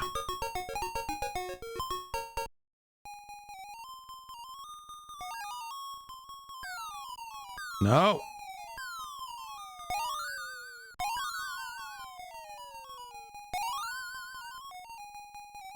Oh man, like there's so many levels you can't even tell where the apples are coming from, man. Fuck you.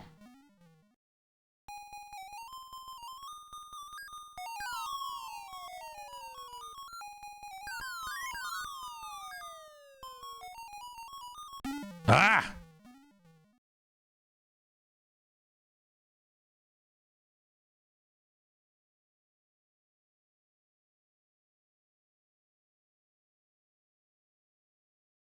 Kangaroo, pretty good. Yeah, kind of a Donkey Kong Jr. thing. Kind of a Donkey Kong Jr. thing.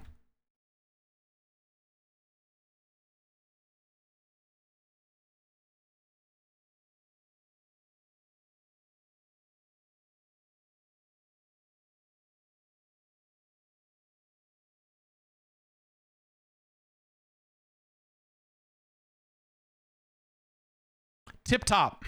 or as you may know it, Congo Bongo. And if you don't know it, well, you know, hey.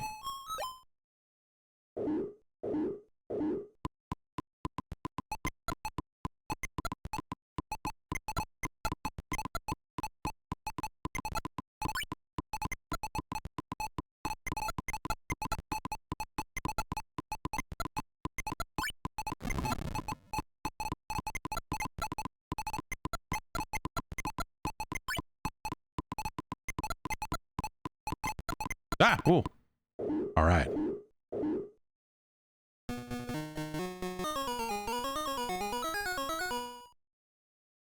I always thought that stage 1 of Congo Bongo was really great, and then everything after that kind of sucks.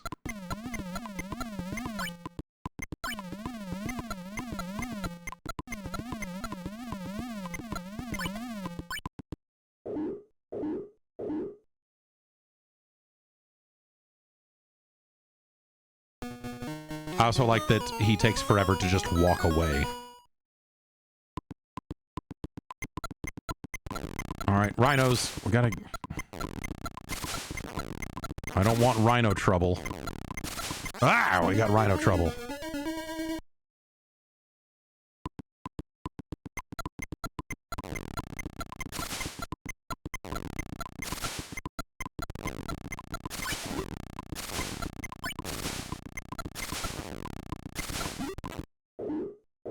Like, oh, gotta go.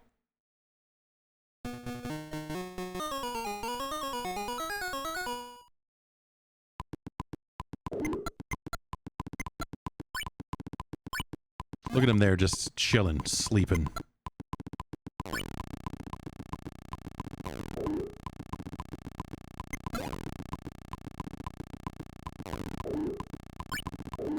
Oh, you butthole.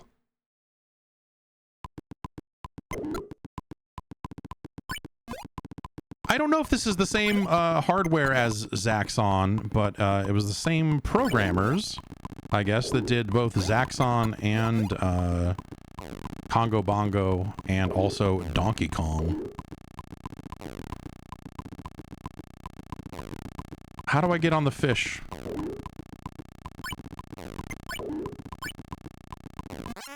Ah! Stupid. We're never gonna get there, man.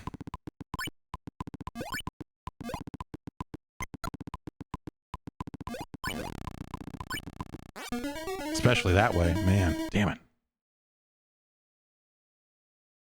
It's funny because he's asleep up there, and so this is the final stage, and so it's you getting your comeuppance, because here at the start of the game, you see... No, yeah, it's fine. That he comes over here and gives me a hot foot. Or a hot ass, I guess. And so in the final stage, you set his feet on fire. you burn the monkey in return.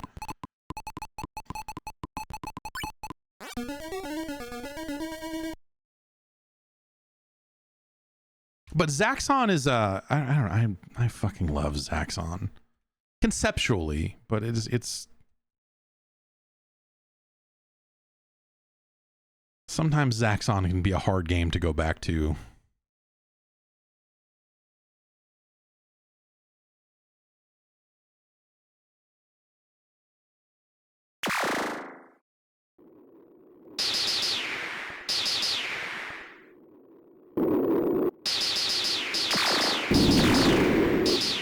I think the aesthetic of this game, the art style on display is fucking cool as hell. I still probably have like old notebooks somewhere full of me drawing Zaxxon levels. Like just the isometric perspective and all of that stuff. And then you kind of get out here and it loses it. Because, you know, so I can go up and down and you have that height meter there on the side. And so I'm trying to line up my shots vertically to kill these guys. We're almost out of fuel because I really fucked up. Well, that's one way to solve it.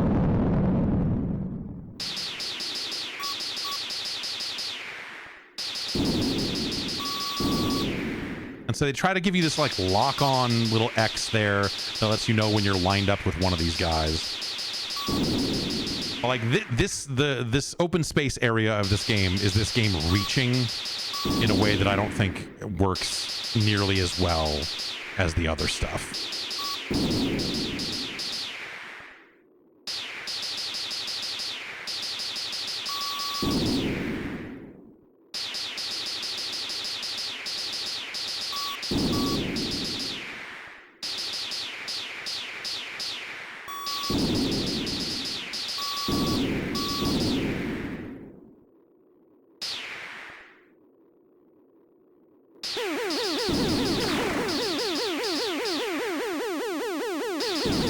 And so you need to get your height right to go through this. So, you know, nicely you can just kind of keep shooting and it will let you know if you're aligned to make it through properly or not.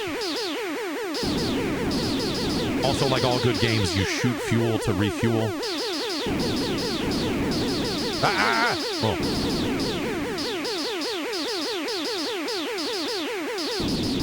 And now we fight a weird robot. And I'll probably die here.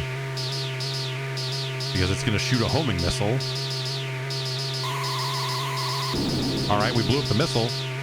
And now it's going to run away. And we'll get some kind of bonus points, but not enough. Good.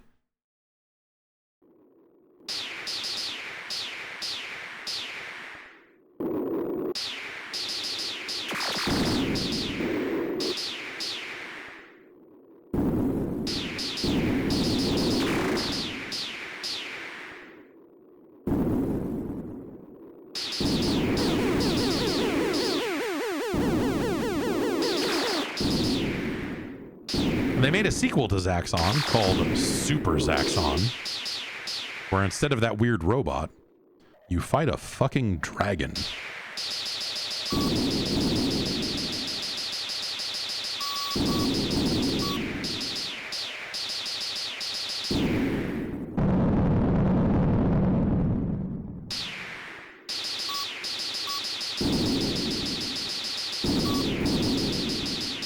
Also, everything about Super Zaxxon is like 90% more difficult. The Super Zaxxon is fucked.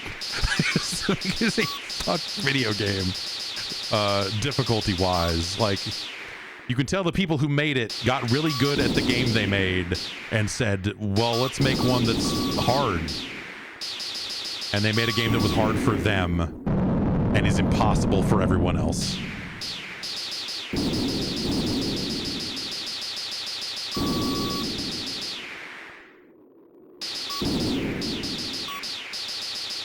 Fucking punished Zaxxon.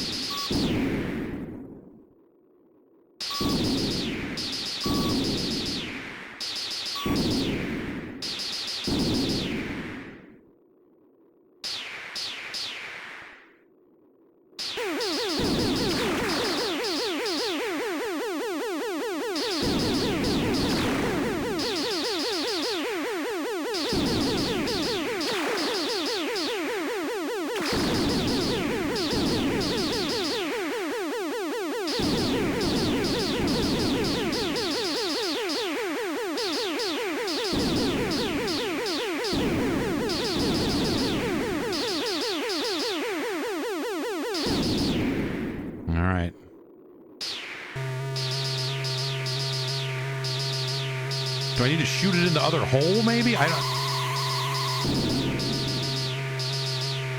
don't know what I got to do to that robot to kill it. But we didn't do it. It didn't even say I did good that time. It was just like, here's 200 points. Dipshit.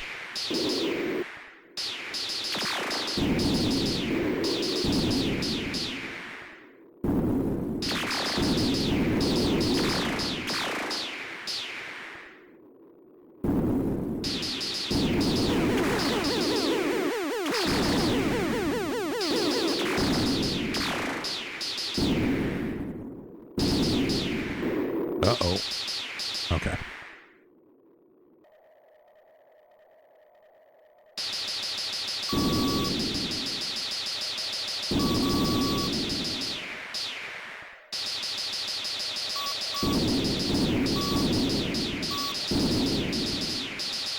Do I like, is it Zaxxon? Is that how you pronounce it? Zaxxon? Do I like it? Not especially.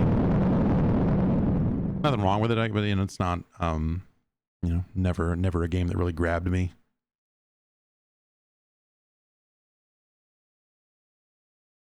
Initials entered. But yeah, I'll show you Super Zaxxon real quick here. Whoa.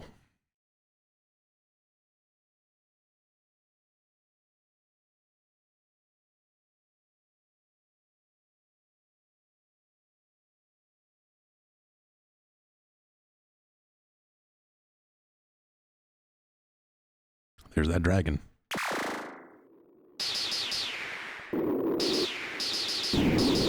So for starters, they're like, what if we made the game like 3 or 4 times as fast?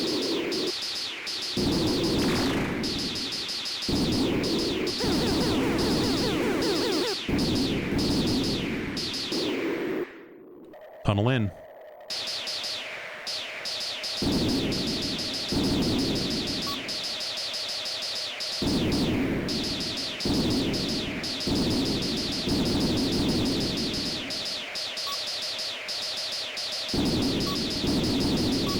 Where did I save the DAT file? So if you're trying to do it on iOS, there is a RetroArch directory that is created on your phone that you can save files to, and I would put it in there. And if it's still not being recognized, I would assume that you... If it's not recognized in the file when you try to scan, then I would say maybe you accidentally saved an HTML file as text, and maybe try to check and make sure the file is right. If you open it up in a text editor, it should read like text, you know, like XML, basically. That 32X game, it's not good, man. I don't know. Motherbase 2, you know, whatever the hell they called it. Yeah, it's not. It's no good.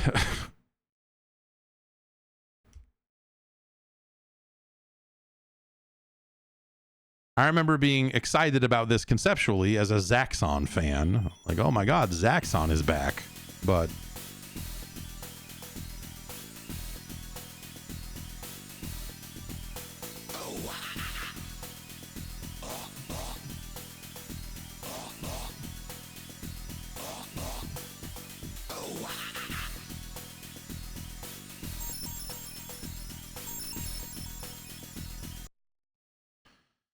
main shot, jump, sub shot. Okay.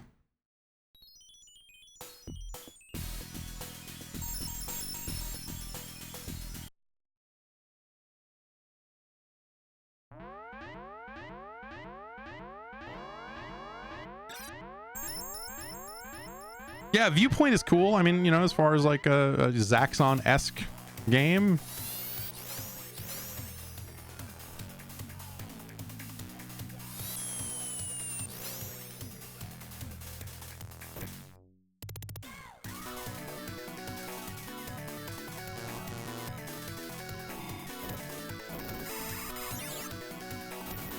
So I was able to jump out of my big ship and do whatever. I guess, I don't know. In some ways, this game feels like a bad Viewpoint clone.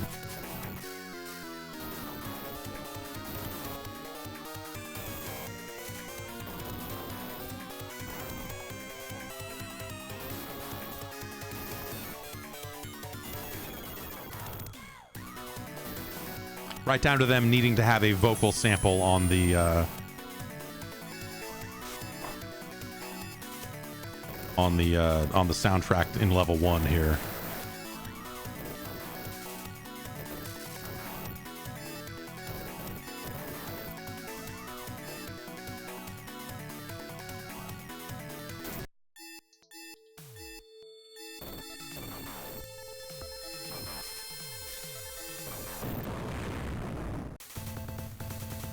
I mean, this robot looks kind of cool. I'll give it that, but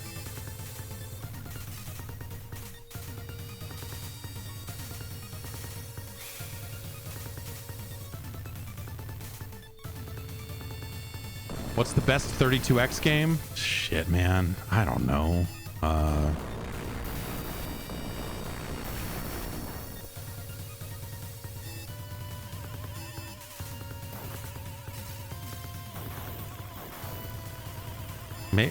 Is it Star Wars Arcade? I don't. Why did I blow up? Oh God.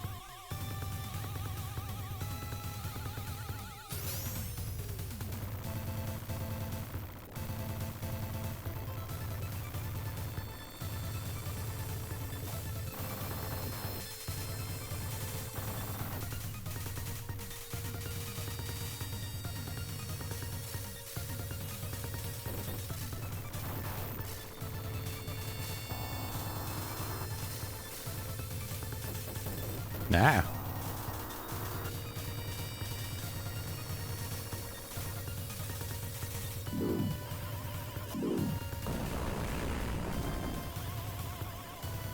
That's not fun.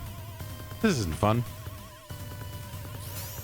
This isn't fun, and it's not a good. It does not, like, the comparisons to Zaxxon are so superficial.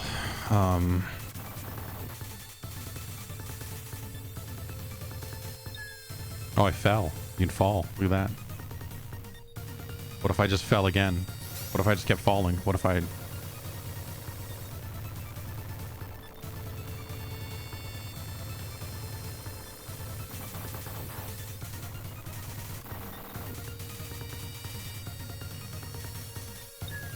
Oh no, oh no, we fell. How many fucking lives do I have? Turn this off. Let me stop.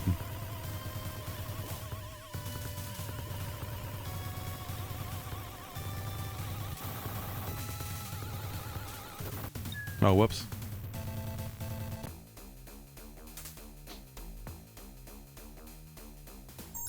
I like, yeah, Cosmic Carnage is a standout 32X game, I guess I would say. You know, Virtual Racing wasn't terrible here, but, you know, like the Genesis version of that was fine as well with its weird SVP chip or whatever it was. It's like an okay version of Virtua Fighter 1, given the, you know, the limitations. But like, yeah, what's the definitive? It's Primal Rage is the definitive 32X game.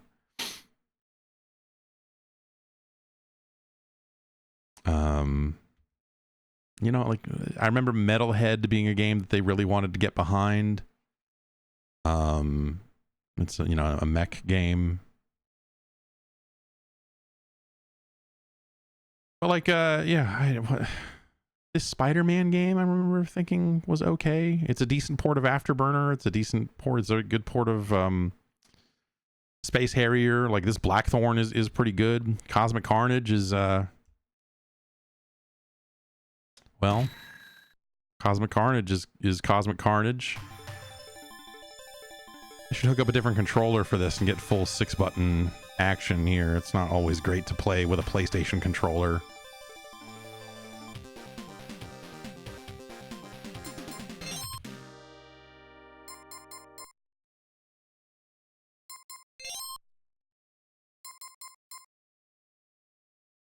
Punch, kick, provoke. It's all in the mind.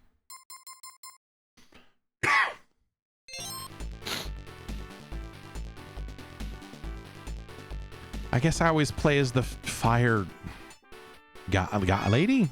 I guess the fire.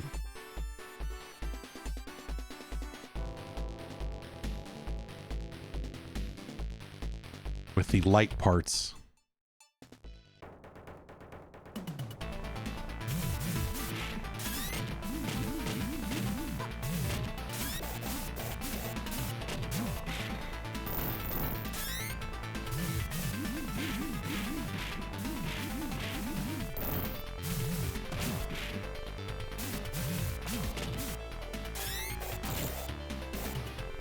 We got our parts busted off.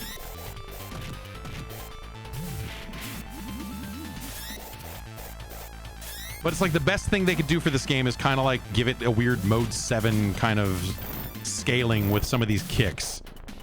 any of these round kicks, you see the foot kind of scale out, and it's a neat look, I guess. Naruto wins. But like, look at that. Look at that foot. It's like it's coming at you.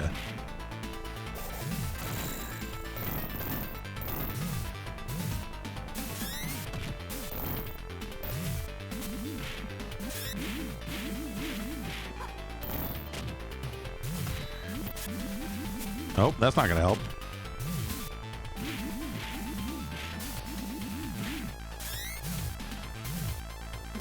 I remember playing quite a bit of this game as a 32X owner.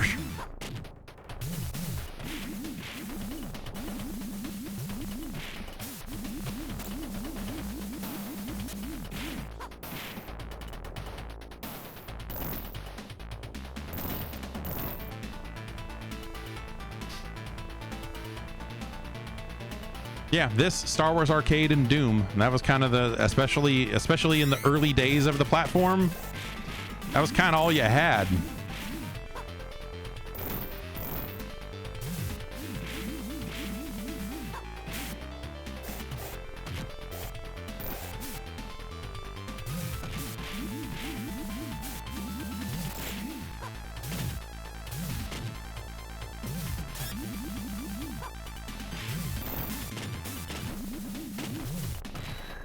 But as much as I was always a Space Harrier fan, like I had no interest in, I blew that guy's head up.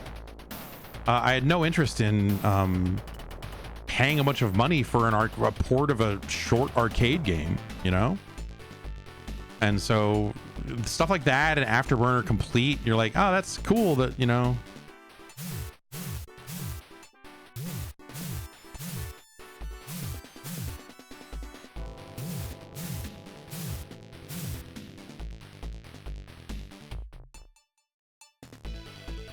But the platform was short on reasons to use it, especially at a time when other systems were right there and ready, you know? Like the Super Nintendo was certainly well established by the time this thing came out.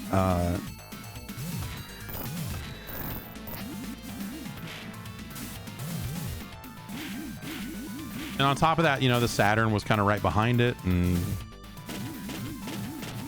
and so yeah, like there were more. There were plenty of 32X games I never saw until emulation became a thing, because I think I got a 32X and I got like the launch lineup, I think from Sega. I think they sent it to me.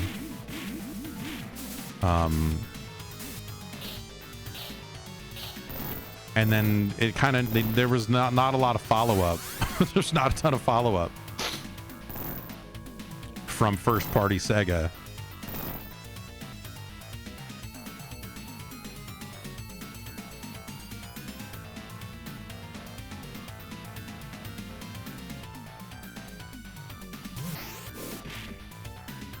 And like, yeah, by the time like Knuckles Chaotix came out, or like Tempo, like no one fucking cared.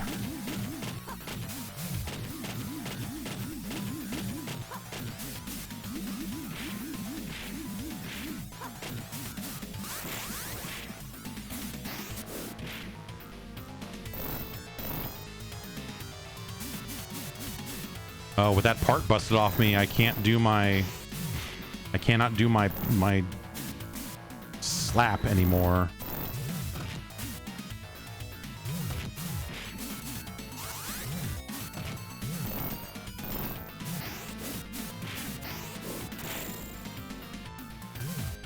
But like there was a window there for the 32X where it was like the coolest thing around. It's just that window was about 3 months long or something, you know, 6 months, whatever. It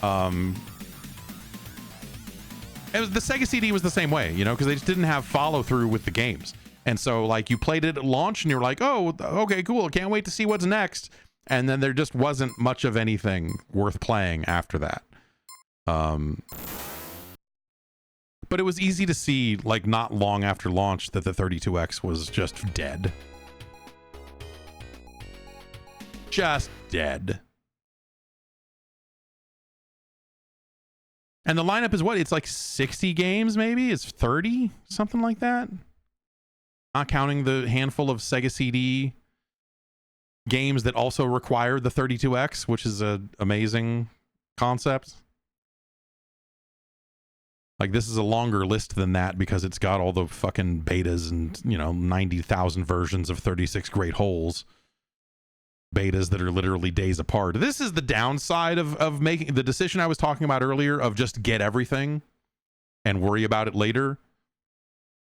This is the downside of that, is that you suddenly find yourself with a lot of beta versions of Golf Magazine Presents 36 Great Holes starring Fred Couples. Here's 11/18/94 beta. Here's 11/19/94. So 1 day apart, these betas. So you can really track the development of Golf Magazine Presents 36 Great Holes starring Fred Couples from beta to beta.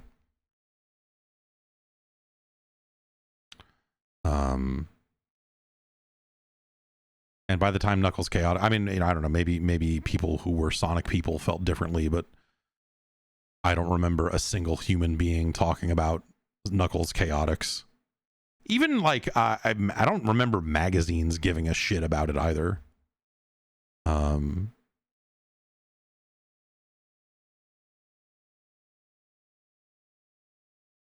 yeah.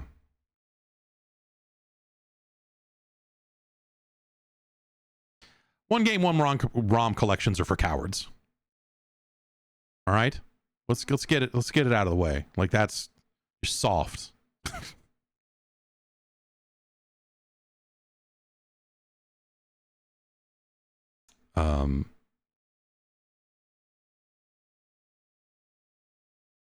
But then the Saturn came along, and and it was really hard to care about the 32X because Sega didn't care about the 32X, and it was very easy to see that that they didn't give a shit about that thing.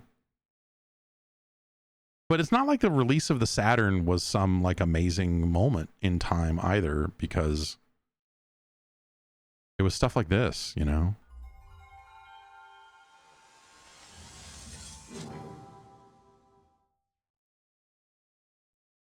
The Saturn's only a good console in retrospect, I think.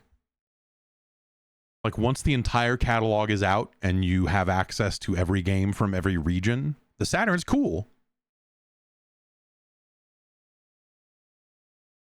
But in the middle of it, where you've got a copy of Virtua Fighter 1, Panzer Dragoon 1, and Clockwork Knight and Street Fighter the movie, it's like not, it's not a great time. And the games were slow to come, and in the middle of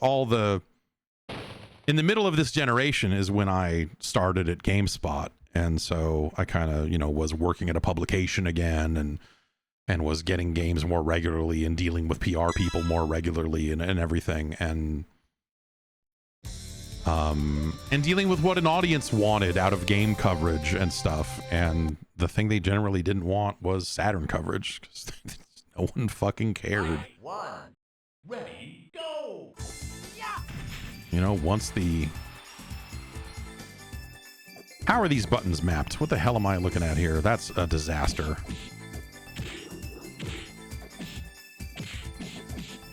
Trying to map a Saturn controller to a PlayStation controller is going to lead to... It's a bad time every time.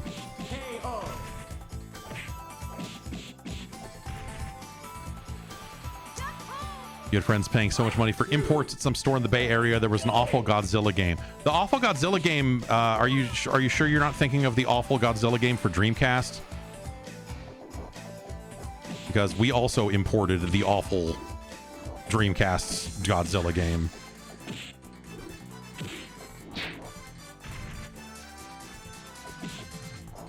Oops.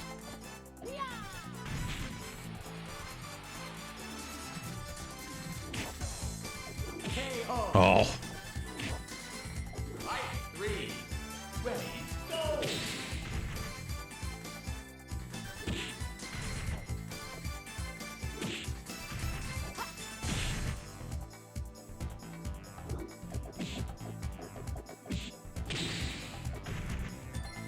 VF1 is crazy to go back to because of the things that you cannot do in it that you could do in all of the other, you know, or many of the later VF games. It's hard to go home to VF1. Oops.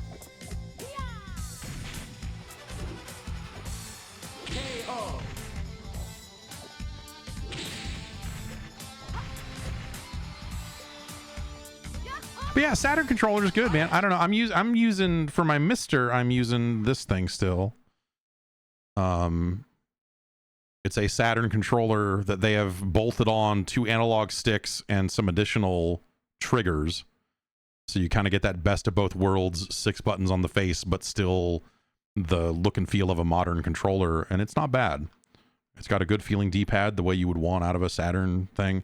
The catch is that that C and Z on here are also, I believe, the front triggers or maybe the back triggers, but it's not quite as many buttons as it seems like it is, and that's frustrating when trying to map controls and do everything for every single platform that a Mister can play, and that's kind of unfortunate. But like, that's kind of the only downside. It's a nice controller. Do I like the old analog Saturn controller? There was nothing worth playing on it. Like, yeah, the controller was all right, but like, it only worked with garbage. Like, hey, do you want to play one of the worst games on the platform? This controller's the best way to do it. And you're like, no, I'm good, man.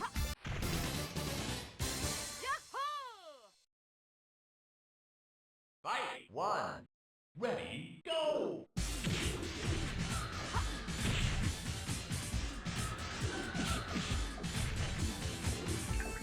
Didn't Quake also work with the analog? I don't know the full list of games that worked with that thing, but I remember it being a pretty short list.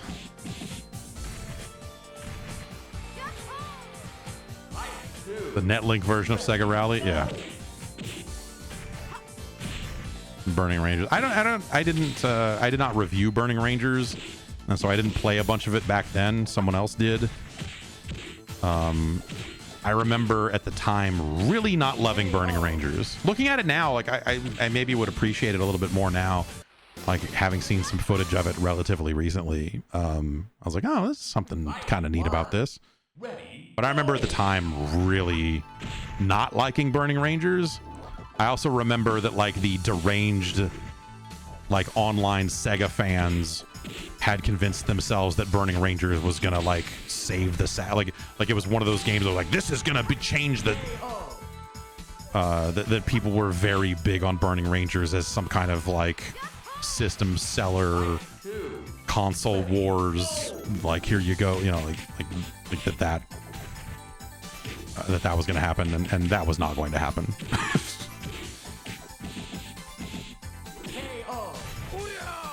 Maybe Sega tried to make a big deal about Burning Rangers at the time. I don't remember specifically, but...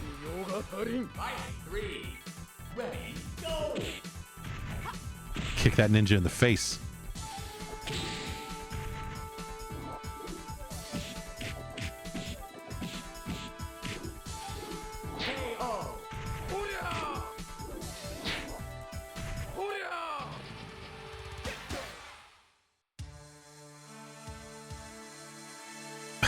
Dr. Larry says, Burning Rangers has that Sega disease that Vector Man had, where if you fall into a pit, it takes you like 5 minutes to get out and the fun gets turned off. See, I thought you were going to say Burning Rangers has that Sega disease that Vector Man had, where people tried to convince themselves that it was going to be like a big, massive deal, and it wasn't. Because Vector Man also fits that description of like, oh, dude, Vector Man's, look at it, it's incredible. Like, dude, Vector Man sucks. Vector Man always sucked. You people are out of your minds. That was another extreme case of Sega fan. And you know, like, this is what's fucked, because you know, in most cases, I prefer the Genesis to the SNES. I was that. I was they. But at some point, you have to realize, dog, it ain't happening.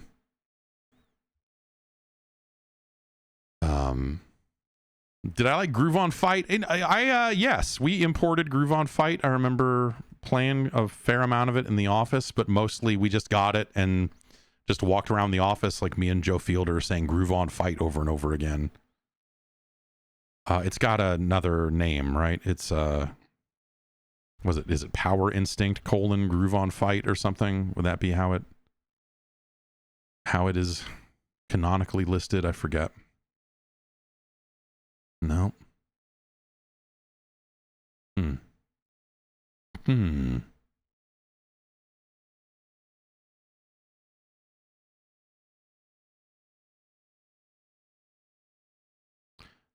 Goketsu GH. Okay, all right, yeah. We'll look under that.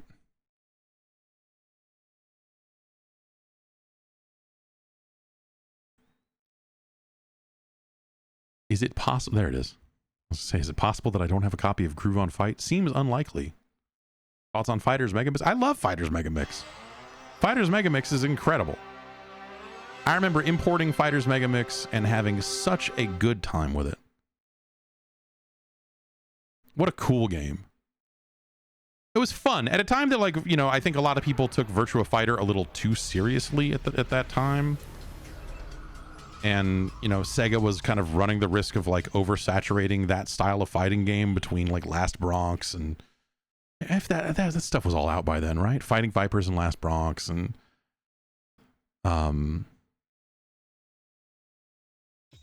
but Fighters Megamix was awesome. It was a great time.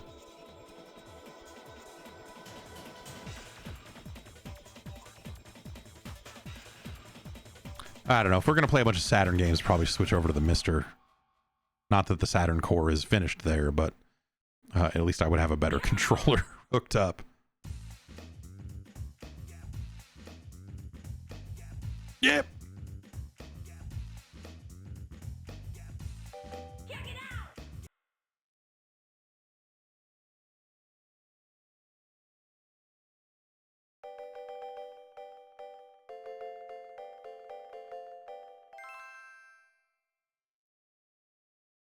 Kidding and change. Kidding.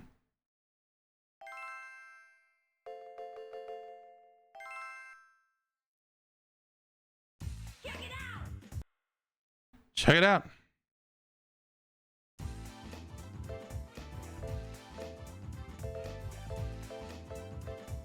I remember liking this game, but man, it's been a long time. You'd probably almost be better off playing. Oh man, they were gonna start rapping. Damn it. You'd almost be better off probably with the arcade version of this. I assume there is one, right?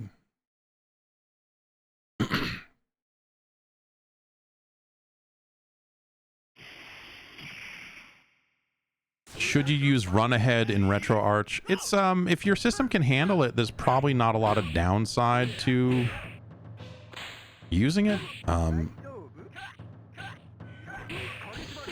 I don't really mess with that stuff because my system is capable of running things plenty fast and the latency is okay, but I haven't really messed with the run ahead stuff all that much.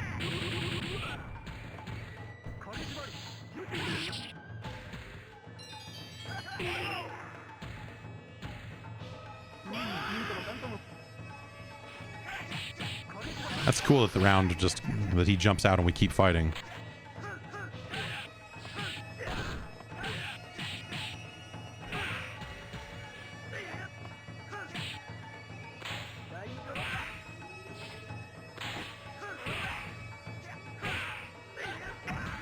Okay, so that's my hard kick, and then that's, I'm guessing, hard punch. Oh, it's more of like a dash, almost.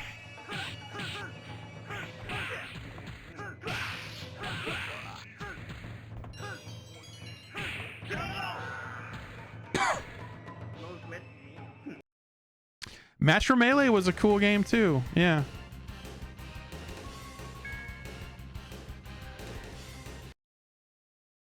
This is a weird series. Yeah, it's definitely a weird series.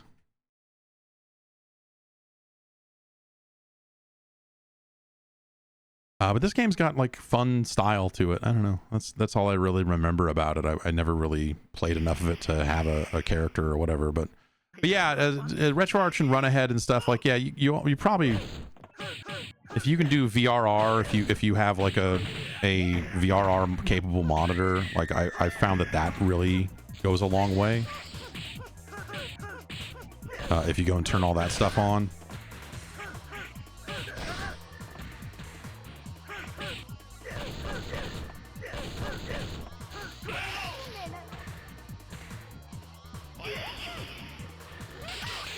Cool sleeves, man.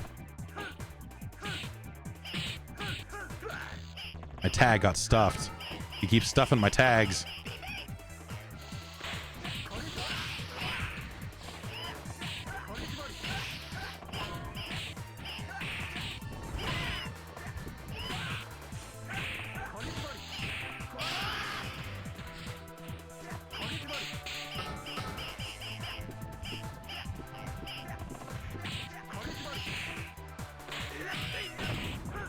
Like a tag throw. I'm not really sure what that. I did not hit the tag button, but there must just be specials that end in a tag.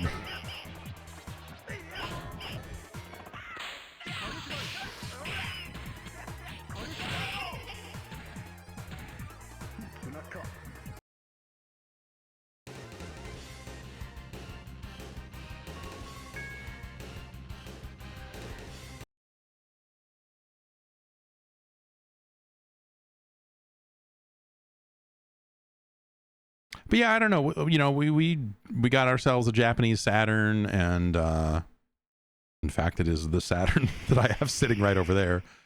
It has a region switch on it, but it is a Japanese Saturn with a region switch on it. And we started importing a lot of Saturn games back then. Well, not a lot, but like, you know, at some point, the only interesting games coming out on Saturn were imports. And then you'd see what like Sega of America was putting out, and they're like, "We've got this, we've got Netlink Quake," and you're like, "That's like okay." There's some weird scenario where that's of interest to someone, but not any. Like, no, yeah, all right, cool. And they're like, "Ah, Duke Nukem on the Saturn is going to be a big deal." And you're like, "No, it's not."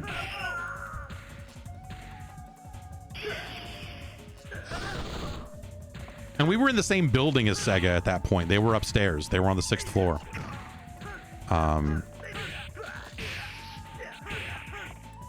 Well, no, at that point, no, we were not in the same building yet. We were not in the same building just yet. It wasn't until kind of the Dreamcast era that they were just upstairs. It was kind of cool having Sega upstairs because they had a Planet Harriers cabinet in their lobby. And, you know, there were no ports of that ever. So so that was kind of the only way to play that game. And so I would sneak upstairs and play that all the time. They had that, and they had a monkey ball cabinet with the banana controller. And it was good times. It was good times. But yeah, I don't know. Sega and the Dreamcast era, you know, there were good people at Sega that entire time. Like their PR department was awesome. I'm still Facebook friends with Sega's head of PR from that era. She's good people. And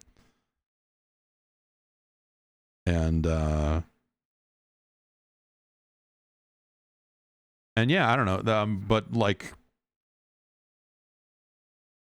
the Saturn, I'm not going to say it was dead on arrival, but it was not like there was not a long window that people cared about the Saturn in a real way, and so it kind of quickly became, you know, like at GameSpot, you know, you'd see where the traffic was going, what people were interested in, and what they were following, and whatever else, and you know, it was not the Saturn. You know, the PlayStation very quickly dominated it, and it's one of those things that leads to a situation, and you know, you're kind of seeing that. I wonder if we're seeing a version of it right now. But like, you know, the constant, the woe is me oppressed Sega fan. Oh, all of these magazines are against us, and everyone, oh, if only Bernie Stolar would put out the RAM cartridge. If only, you know, like they became like they had this weird victim complex about being a Sega fan.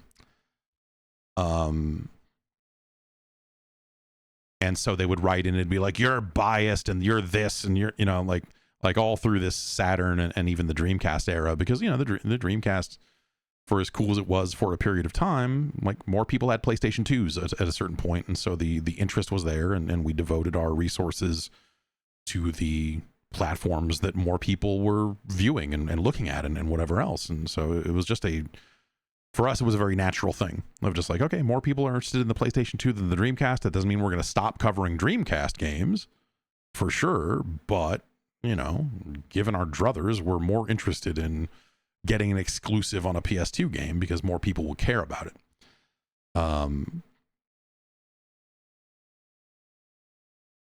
Anyway, my connection to today on that, where I was going with that, which pro pinball is this?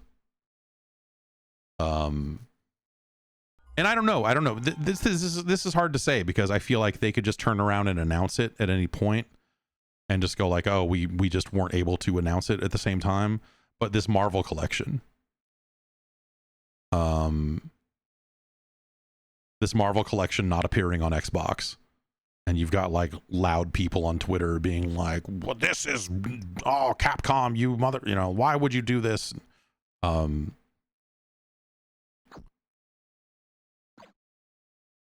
I don't really have a good answer. Yeah, supposedly empty framework related. That seems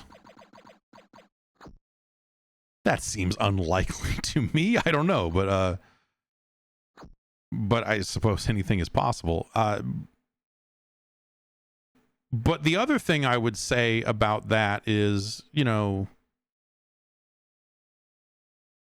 the kind of traditional, and it's a little bit different because it's a retro collection on top of that, and so it's a little bit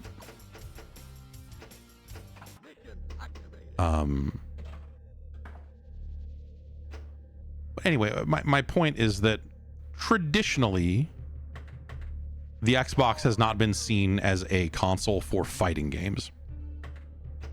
Obviously you have stuff like Killer Instinct and whatever else, but like in a grand scheme of things, you kind of have, and it's a chicken and egg problem for sure, because you have a scenario where developers for a while would, you know, they're supporting PlayStation first because they're Japanese developers and that's just how they're thinking and how they're operating and whatever else. And also, you know, there are good reasons on the fight stick front that the Xbox 360 is not as pleasant of a place to use a fight stick.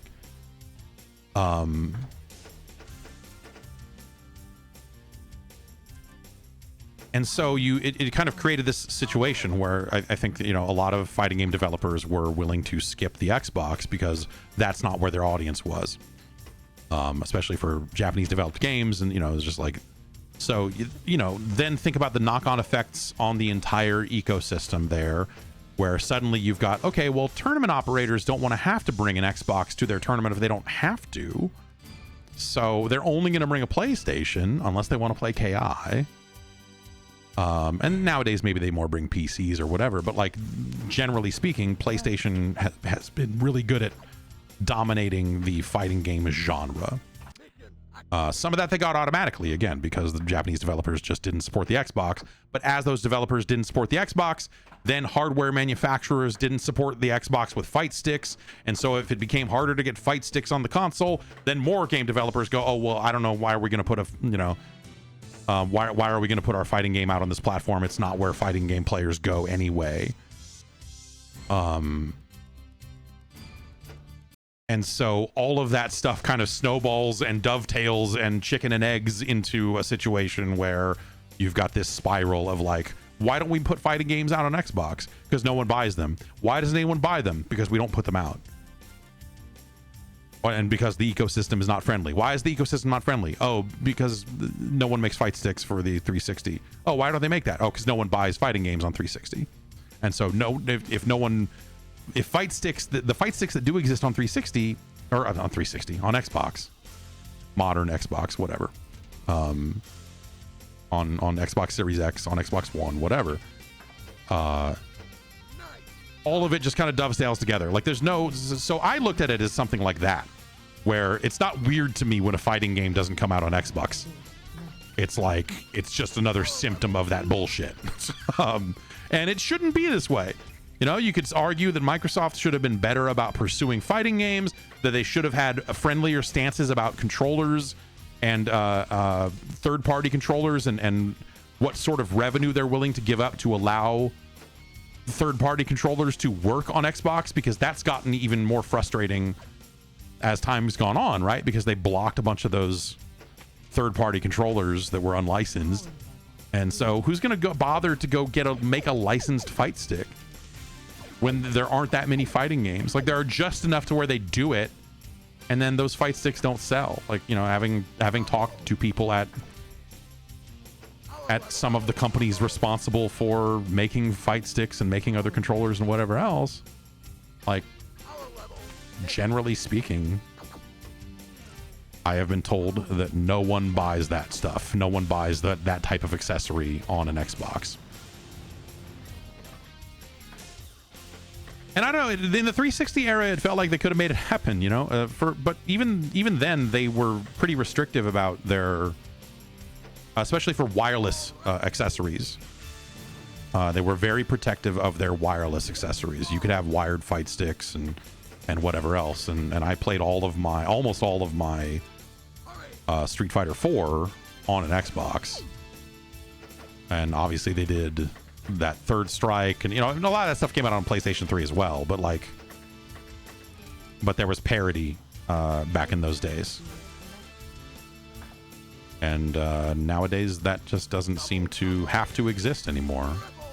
So I don't know. Yeah, maybe if it is something regarding just something about MT Framework, that would be weird, because it's not like some of those games haven't shipped on an Xbox, right? Right? Video mode.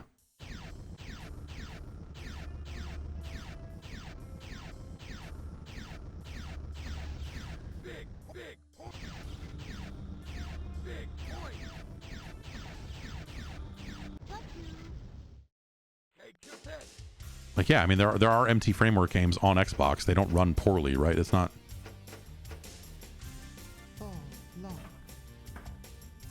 So that would be a strange problem.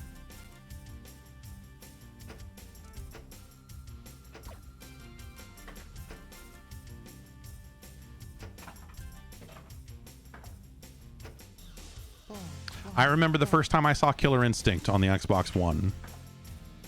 And I remember being pretty excited about it. It was the very first game I played at E3 that year.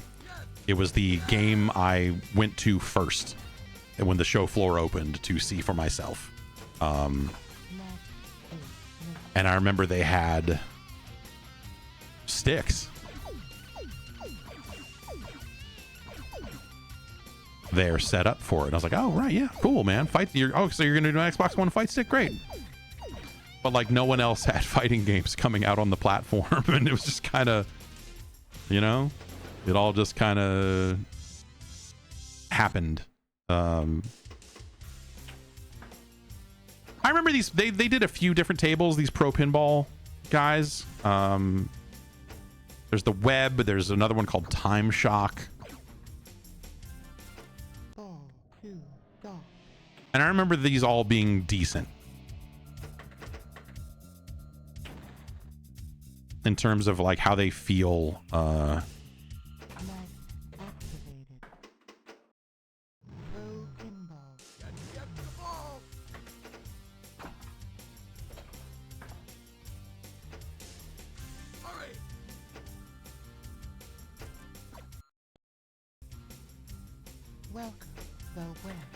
Oh, I accidentally restarted my game mid-game, I think. Oh, well. Anyway.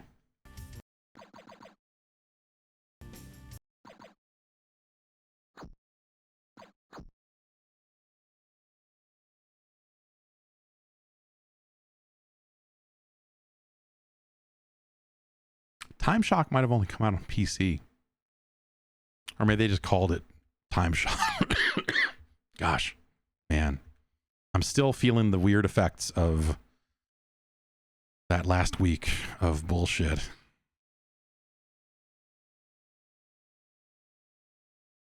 No, I guess they didn't.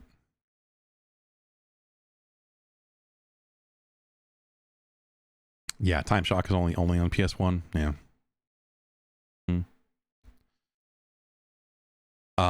But yeah, I don't know. That was my first thought when I saw that the Marvel thing was not coming to Xbox. Was like, well, it's a fighting game, so yeah. But also maybe they turn around and announce it in a month. You know, maybe there was some hitch that they were waiting to get over before they could announce it. Who knows? Who knows?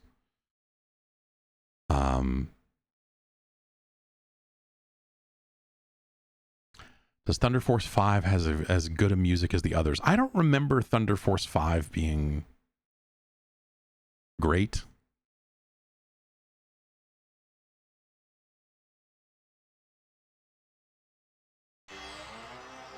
I just don't remember. It's probably fine, but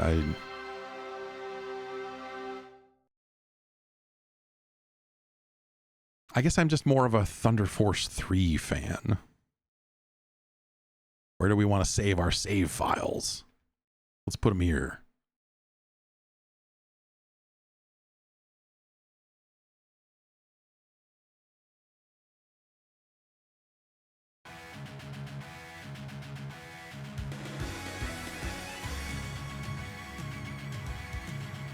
This is an intro right here, man. Look at this. Some cool logo work.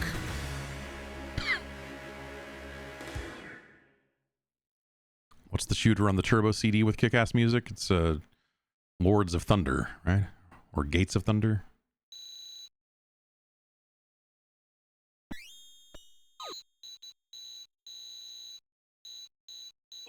It's like a fake computer.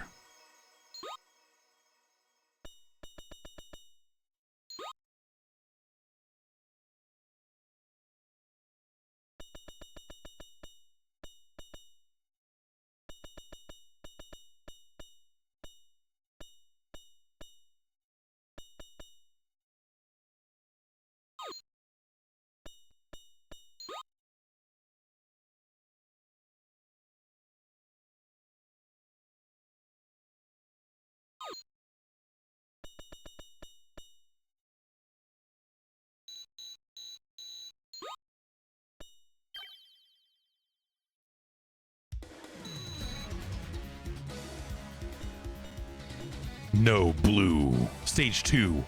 Wood.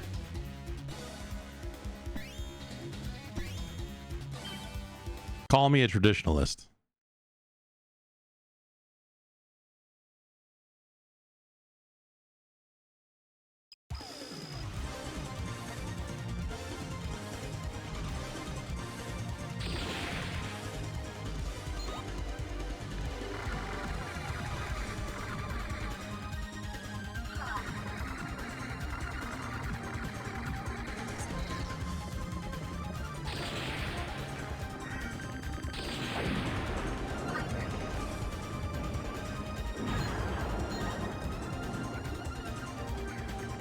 All right, so we got twin shots. We can do back shots. Oh, how we can do back shots. And we can do Hunter. I feel like there's some blue here.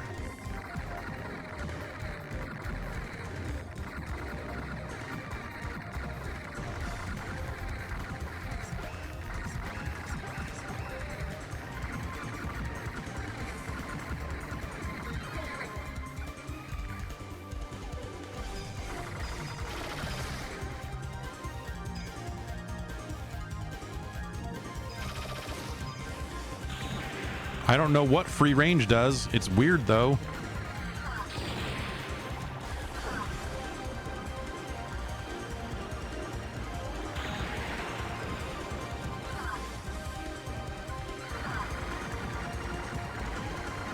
Yeah, I mean, this is, you know, recognizable as a Thunder Force game in terms of how it handles its weapons and stuff. I saw the messenger of the new god there. I didn't realize that it was that kind of shooter.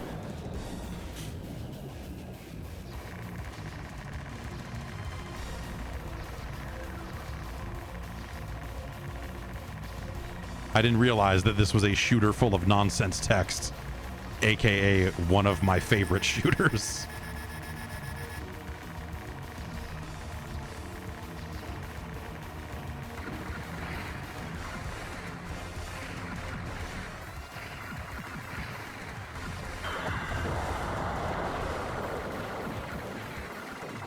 But yeah, like this didn't come out in the U.S., right? I mean, this was Japan only. This would have been neat, but in '97, were people looking for this style of shooter anymore? The answer is kind of not really.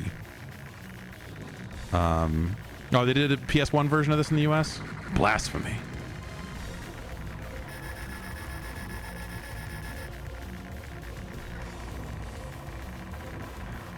Oh, I screwed that up real bad.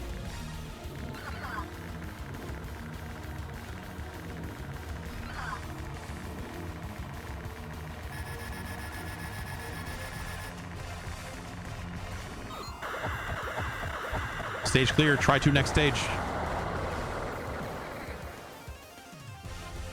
I was more of an Einhander guy, I guess. Oh, Working Designs put it out, huh? Okay. Right, they had that Spaz label for a bit. It's like they didn't want to put the Working Designs name on non-RPGs, and so they created a sub-label for other games, which is, you know, maybe a little precious of them, I guess.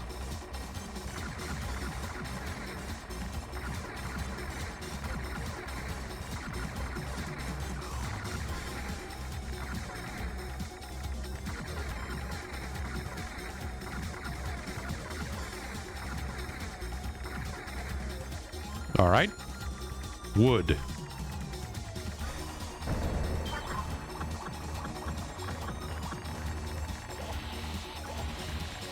Ah!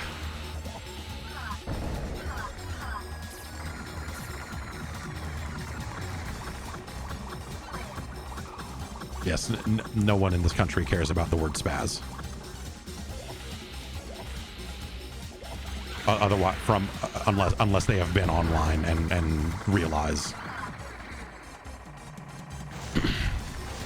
I think the first time I heard that was not a cool word worldwide was when I probably tried to use it in an article, and the copy editors were like, "Hey, just so you know, like when we're writing for a worldwide audience here, like that's not like, and here's why." I was like, "Oh, weird. Okay, huh." Like it's not even something that's used here anymore anyway. It was a very 90s like, whoa, spaz, you know, like that kind of thing.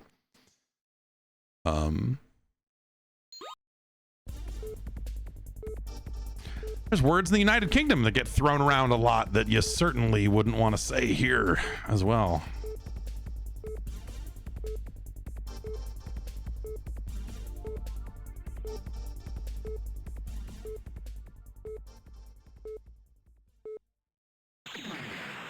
Not continue.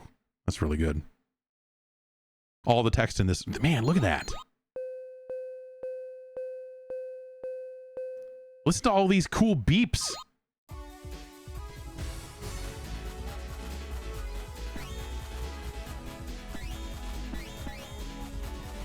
This game has fucking awesome style.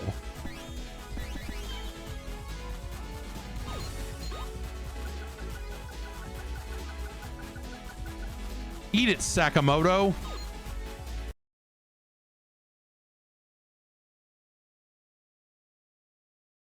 I certainly played Thunder Force 5 at least for a little bit back then, but I didn't remember any of this cool style. Did the US version have this stuff, or do they strip it out? Now I want to know.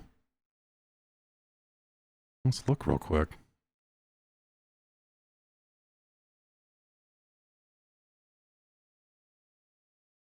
Thunder Force 5 Perfect System is what the PlayStation version was called.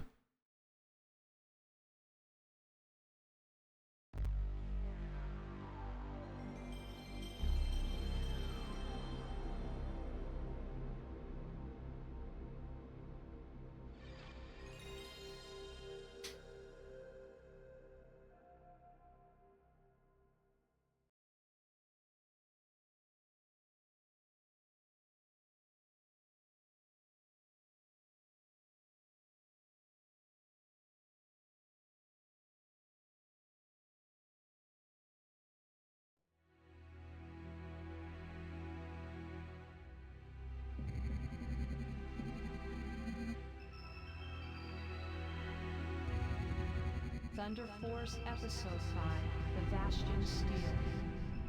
In 2106, a weapon made by alien intelligence was discovered orbiting the solar system. Well, this is not nearly as cool. Its name was Bastion Steel, or Bastille.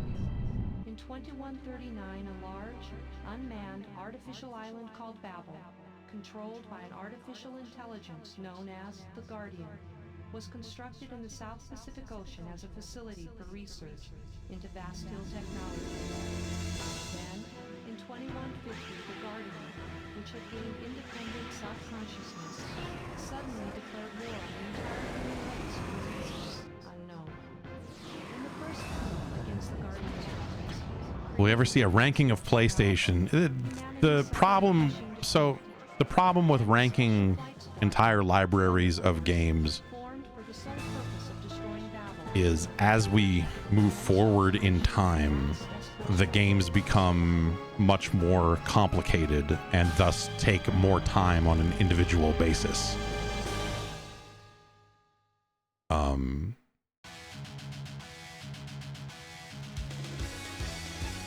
Okay, so after we sit through that, we do get some ripping guitars and you know, this has a little more style here.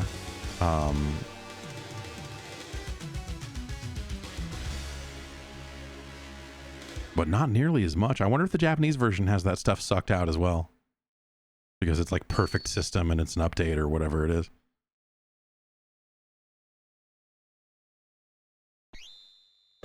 Digital viewer.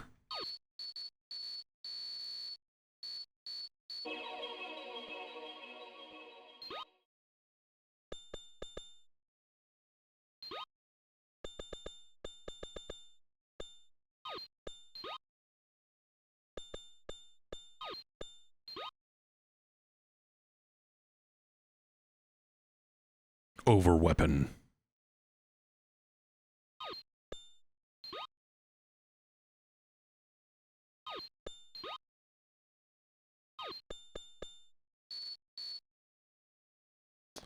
So yeah, it's just, you know, like just even like your basic action games on PlayStation 1, it would take a minimum of an hour, right?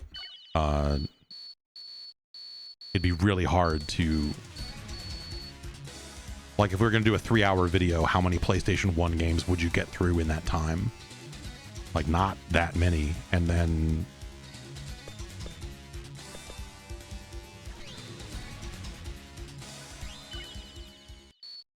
how many thousands of PlayStation 1 games came out in the US?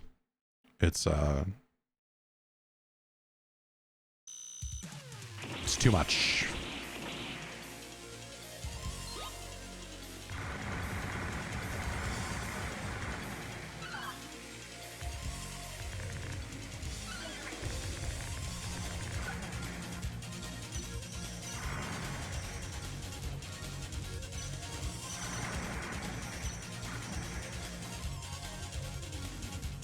So free range moves in the opposite, like it aims the opposite of what my movements. So when I move back, it points forward and so on. That's a very weird weapon.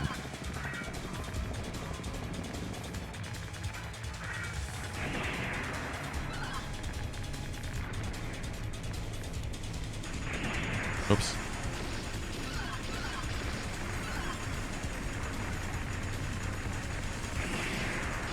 Oh, pilot error is very funny.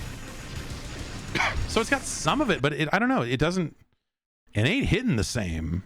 Maybe because that intro is different. Let's launch the Japanese version, which I assume is just going to be the same.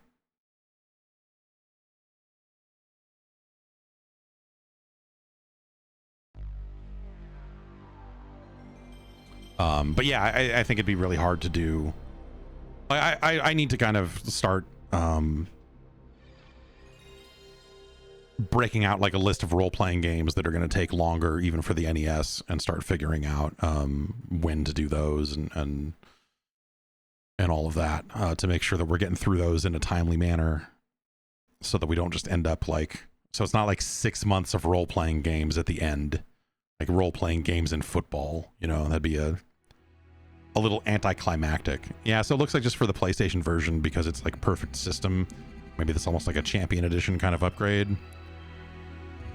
Thunder Force Episode That maybe this one seems in 2106, a little less fucking awesome. intelligence was discovered orbiting the solar system beyond Pluto. Its name was Bastion Steel, or Bastille. In 2139,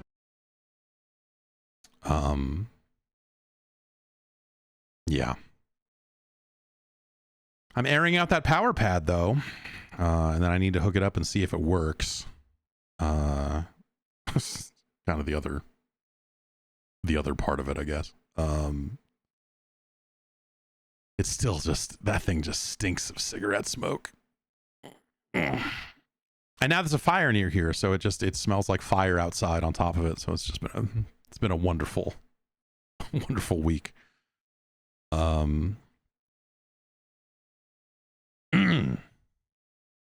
Yeah, Thunder Force 5. I might have to mess with, maybe I'll play some more of that one of these days on the Saturn, on the old Saturn. Did they do, I mean, I guess I can just, let me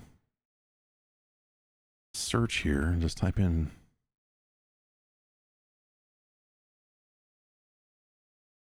Thunder Force. Takes a long time to search the entire database. Not built for this many games to be scanned in, I guess.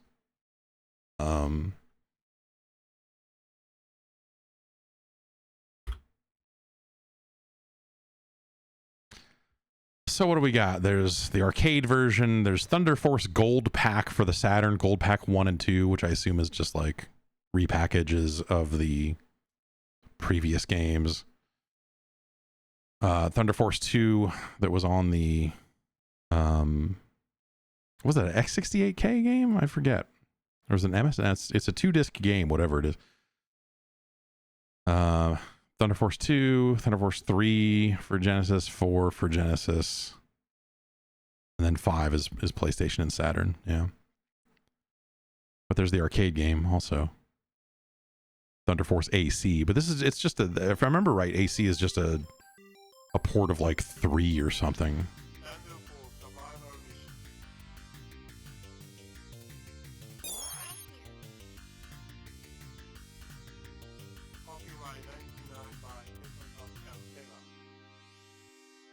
Right, there was a PS2 Thunder Force 6. Was that the last one? I feel like, you had some of these games kind of make their way into the PS2 era, and then I don't know, the genre just collapsed. It just like Konami would put out a Gradius game every so often, and kind of no one cared. And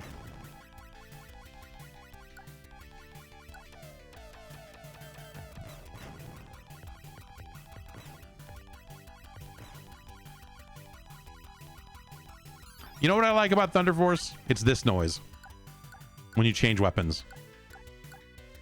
I think that's a good noise.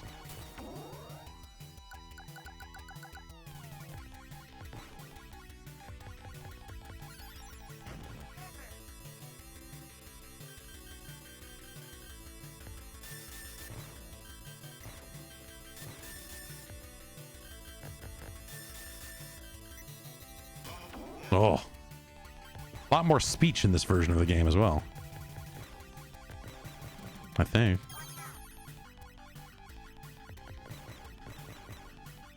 I don't know. I feel like this genre had its time, and when it went away, I didn't miss it, and I kind of still don't. Like it's not. I'm not.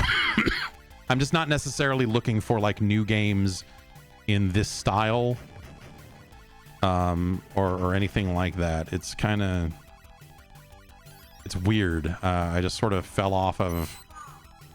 It's not. Maybe it's not that weird. I think it's because as the genre kind of developed. Like, I don't like bullet hell shooters, and I don't actually prefer vertically scrolling shooters. So when you had all those cave games come along and become like the de facto kind of standard, like, no, these games are awesome, you need to be playing Dodonpachi fucking black version 2, like whatever it was, I never really cared about that stuff. Like, in a lot of ways, Ikaruga was, and Ikaruga's not Ikaruga is kind of its own thing. It's the antithesis of a shooter in some weird ways, but Ikaruga was the last one of these I feel like I really cared about.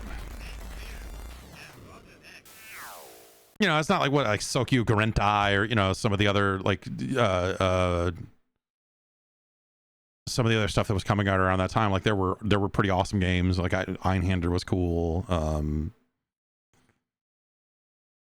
What else, man? You know, Radiant Silvergun is cool. I didn't love, I don't know. I've always thought Radiant Silvergun was cool, but I never had like a weird, like some people fucking love that game. Oh my God. And I've never had that level of love for Radiant Silvergun. It was cool. But I think I was just kind of on the outs with that genre for that chunk of time and you know, just kind of faded away from it. But what else, man? I don't know. Like yeah, Konami put out some real stinkers in the Gradius franchise, which was disappointing. Death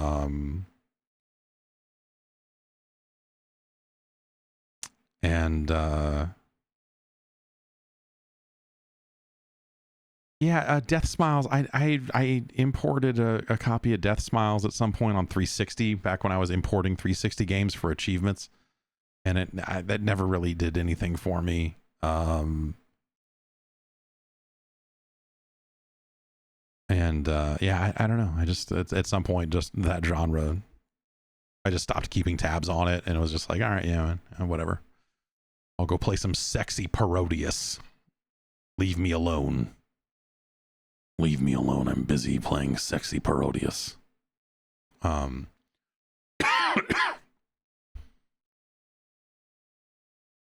think that's just how it happens. I don't know. I think genres kind of fade away for one reason or another, and it's not to say they go away completely, but it just, you know, I think they fall out of favor and things move forward. Like I wonder something about that story that PC Gamer ran this week when they were talking about the average age of the League of Legends player base and how it was aging up, and you know, you have to assume that Dota is in a similar spot, I guess. You know, are we coming out of this MOBA phase where like that the kind of traditional MOBA, like no one's making those anymore because they've already been made, you know, like if you're going to play one, it's already been proven. Go ask the Heroes of New Earth people how it went for them, right? You know, we've already pared it down to the two that matter. And then, yeah, so you kind of have the people trying to do that on mobile for a while, but now we kind of have the action MOBA, right? The Smites of the world. And I don't know, in some ways it felt like that came and went, right? Because there were a lot of failures there. But I don't know, it still seems like that stuff's sticking around. I would have thought that I assume that someone somewhere still cares about auto chess, right? Like, does anyone care about was it Teamfight Tactics or any of the other was it Dota Underlords kind of came and went, right? But like I guess Teamfight Tactics kind of was the only game that made it out alive of that.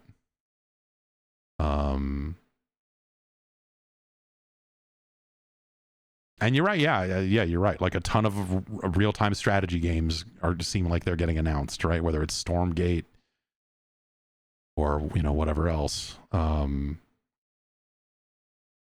That's just kind of weird. I appreciate it as someone who loved real-time strategy games for a very long time. Basically from Dune 2 to, let's say, StarCraft 2, with some exceptions in the middle there that I did not care for. And then, you know, they obviously, when Command & Conquer came back and all the, you know, generals and Red Alert and stuff, I was just kind of into that stuff as well. But like, I don't know, like it's what happens when a genre becomes purely in pursuit of the esports dollar, right? Like I think that always was off-putting, and the competition became too fucking crazy.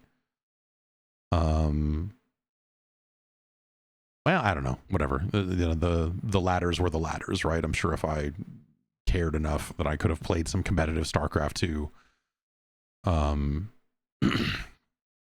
more than I ended up playing. But to me, real-time strategy games were always games you played with friends, not strangers. Because God, I could not imagine just like spending an hour banging it out against some stranger and then having them be a dick about it or whatever. But like, I don't know, it was like me and my idiot IRC posse playing fucking StarCraft 1 against the AI and just stomping the shit out of them over and over again. And then when I first got to GameSpot, they were really into Red Alert 1. It was like Quake 1 and Red Alert were the two games being played in that office every night. Like 5 o'clock. It was one or the other. And that was always fun. I don't know that any of these real-time strategy games are good. I don't know what it would take to bring it back in a major way, whatever major way consists of for that genre in this day and age, right? Like that genre had its time in the sun. It was like one of the biggest things going in PC gaming for a long time. Whether it was Warcraft or StarCraft or Command and Conquer, and then all of the games down from there. Like I always thought Total Annihilation was fucking awesome.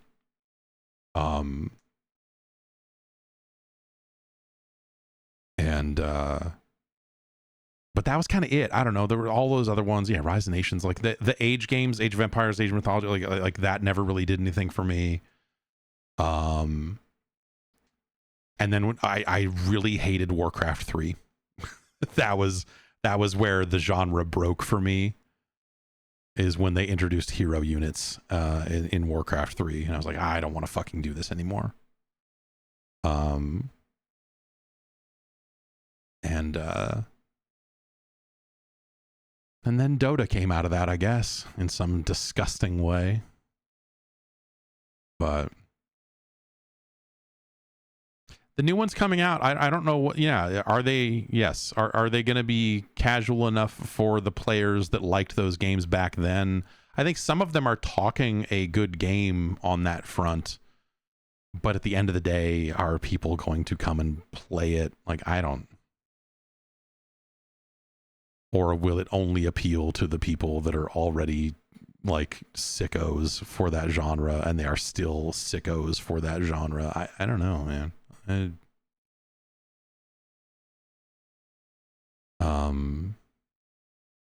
Battle Aces, yeah, I don't know. That's got potential for sure. I think they all have potential, but I just don't know, man. Does it happen all over again? Does real-time strategy happen all over again? I doubt it. It'll exist as this, and this current crop of games is certainly not the first ones to come along and say, we're going to revitalize the real-time strategy game. Like we've heard that song and dance before, and I don't think anyone's quite pulled it off.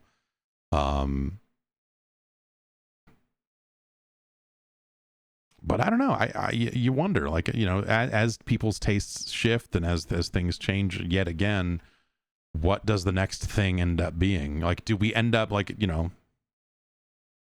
if Valve is really doing the, are we going to push into a new era for action MOBAs with Smite 2 and whatever else is going to come along? Like, is that going to be a thing again? And the revitalized version of whatever Epic's action MOBA thing was that they killed and then released the assets, and now that's back or whatever. I was thinking about Monday Night Combat recently because we went through this, man. Like fucking, in some ways, Battleborn was one of those. Paragon, and then it's not called Paragon anymore. I forget what they call it now.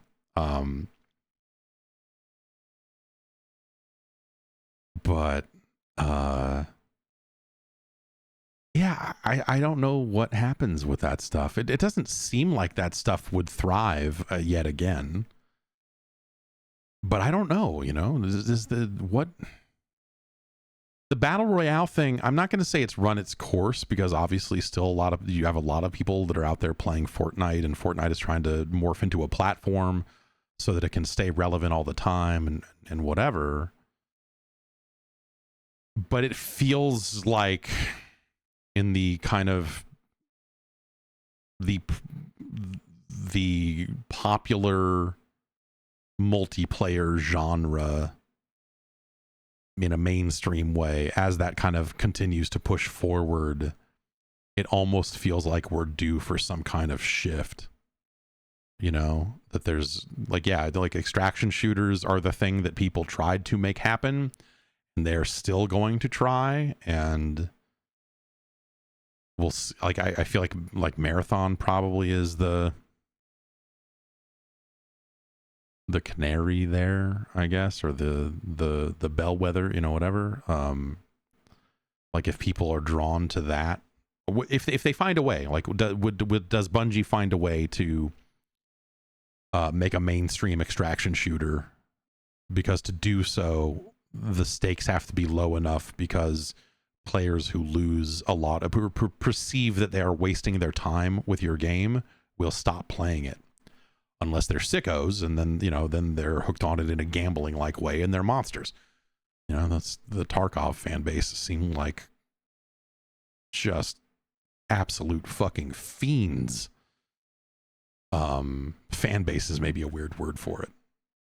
It seems like the only thing the Tarkov players can agree on is how much they fucking hate Tarkov. But yeah, I don't know, like hero shooters, I don't like them. I never did. I don't. And the extraction thing, I think that there's a way to do that creates tension, and you know, that can feel really cool, in the same way that a battle royale game had a certain amount of tension as the circle closes and the things ratchet up. I think you can find a way to do that with extraction shooters, but you need to find a way to let people off the hook, because if it's too much for them, they will not play it. I think that we've already seen that borne out in some of the games that are out there. It was the smartest thing that Call of Duty 4 did. Ultimately, the smartest thing that Call of Duty 4 did was, even when you lose, you are still making progress by working experience points. And you could argue that it completely broke games, and I'll hear you out, man, because you're probably not wrong in some sick way.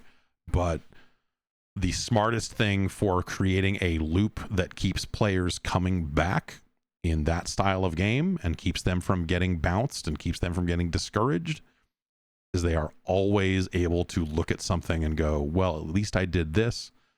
At least I completed this challenge. I did this thing. I leveled up, and so I unlocked a new gun, and maybe that'll be a thing. I think it is an incredibly smart thing they did. And I think extraction shooters will probably need to find their own version of that, right? Where even if you lose the gun you went in with, or, you know, whatever it is, like, you need to have stakes, but you need to feel like you're always moving towards something, or else people will fucking rage quit out of a session where they lost some shit they cared about, and they might never come back. And you just can't have that if you're trying to make these in a big mainstream way. You need to have like points on a chart of you are making progress. You're at the next checkpoint. You unlocked a skin. Now your guy can be yellow, and now you can equip this thing that makes you run quieter, or, you know, whatever, right? I think that for those games to thrive, they'll have to figure that out. And I wonder if they will.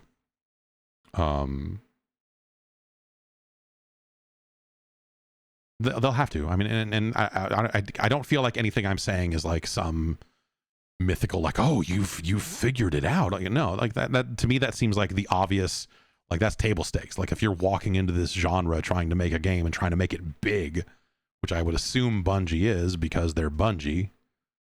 And Bungie doesn't seem like they're in the business of trying to make small games.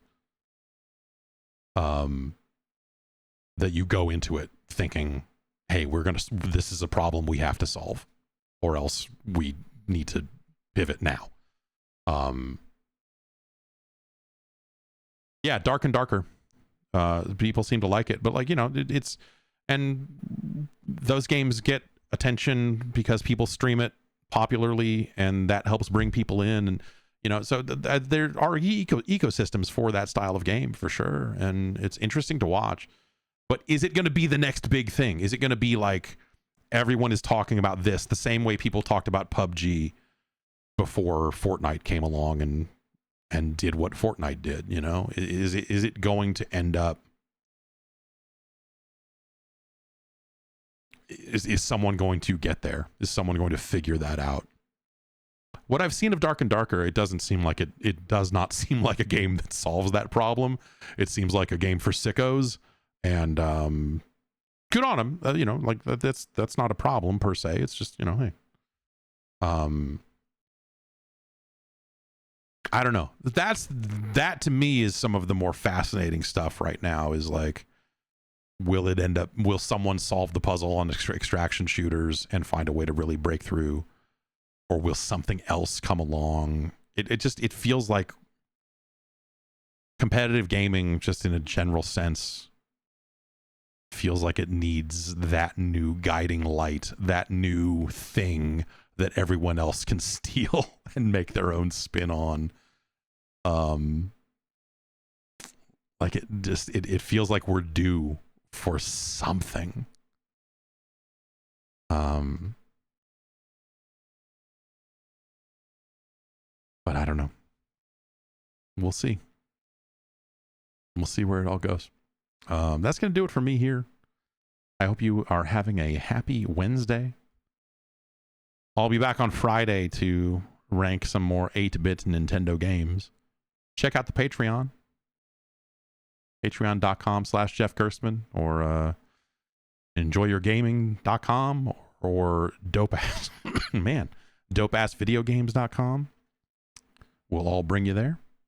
I hope you have a good rest of your day, and I will see you in a couple of days. Until then, bye-bye.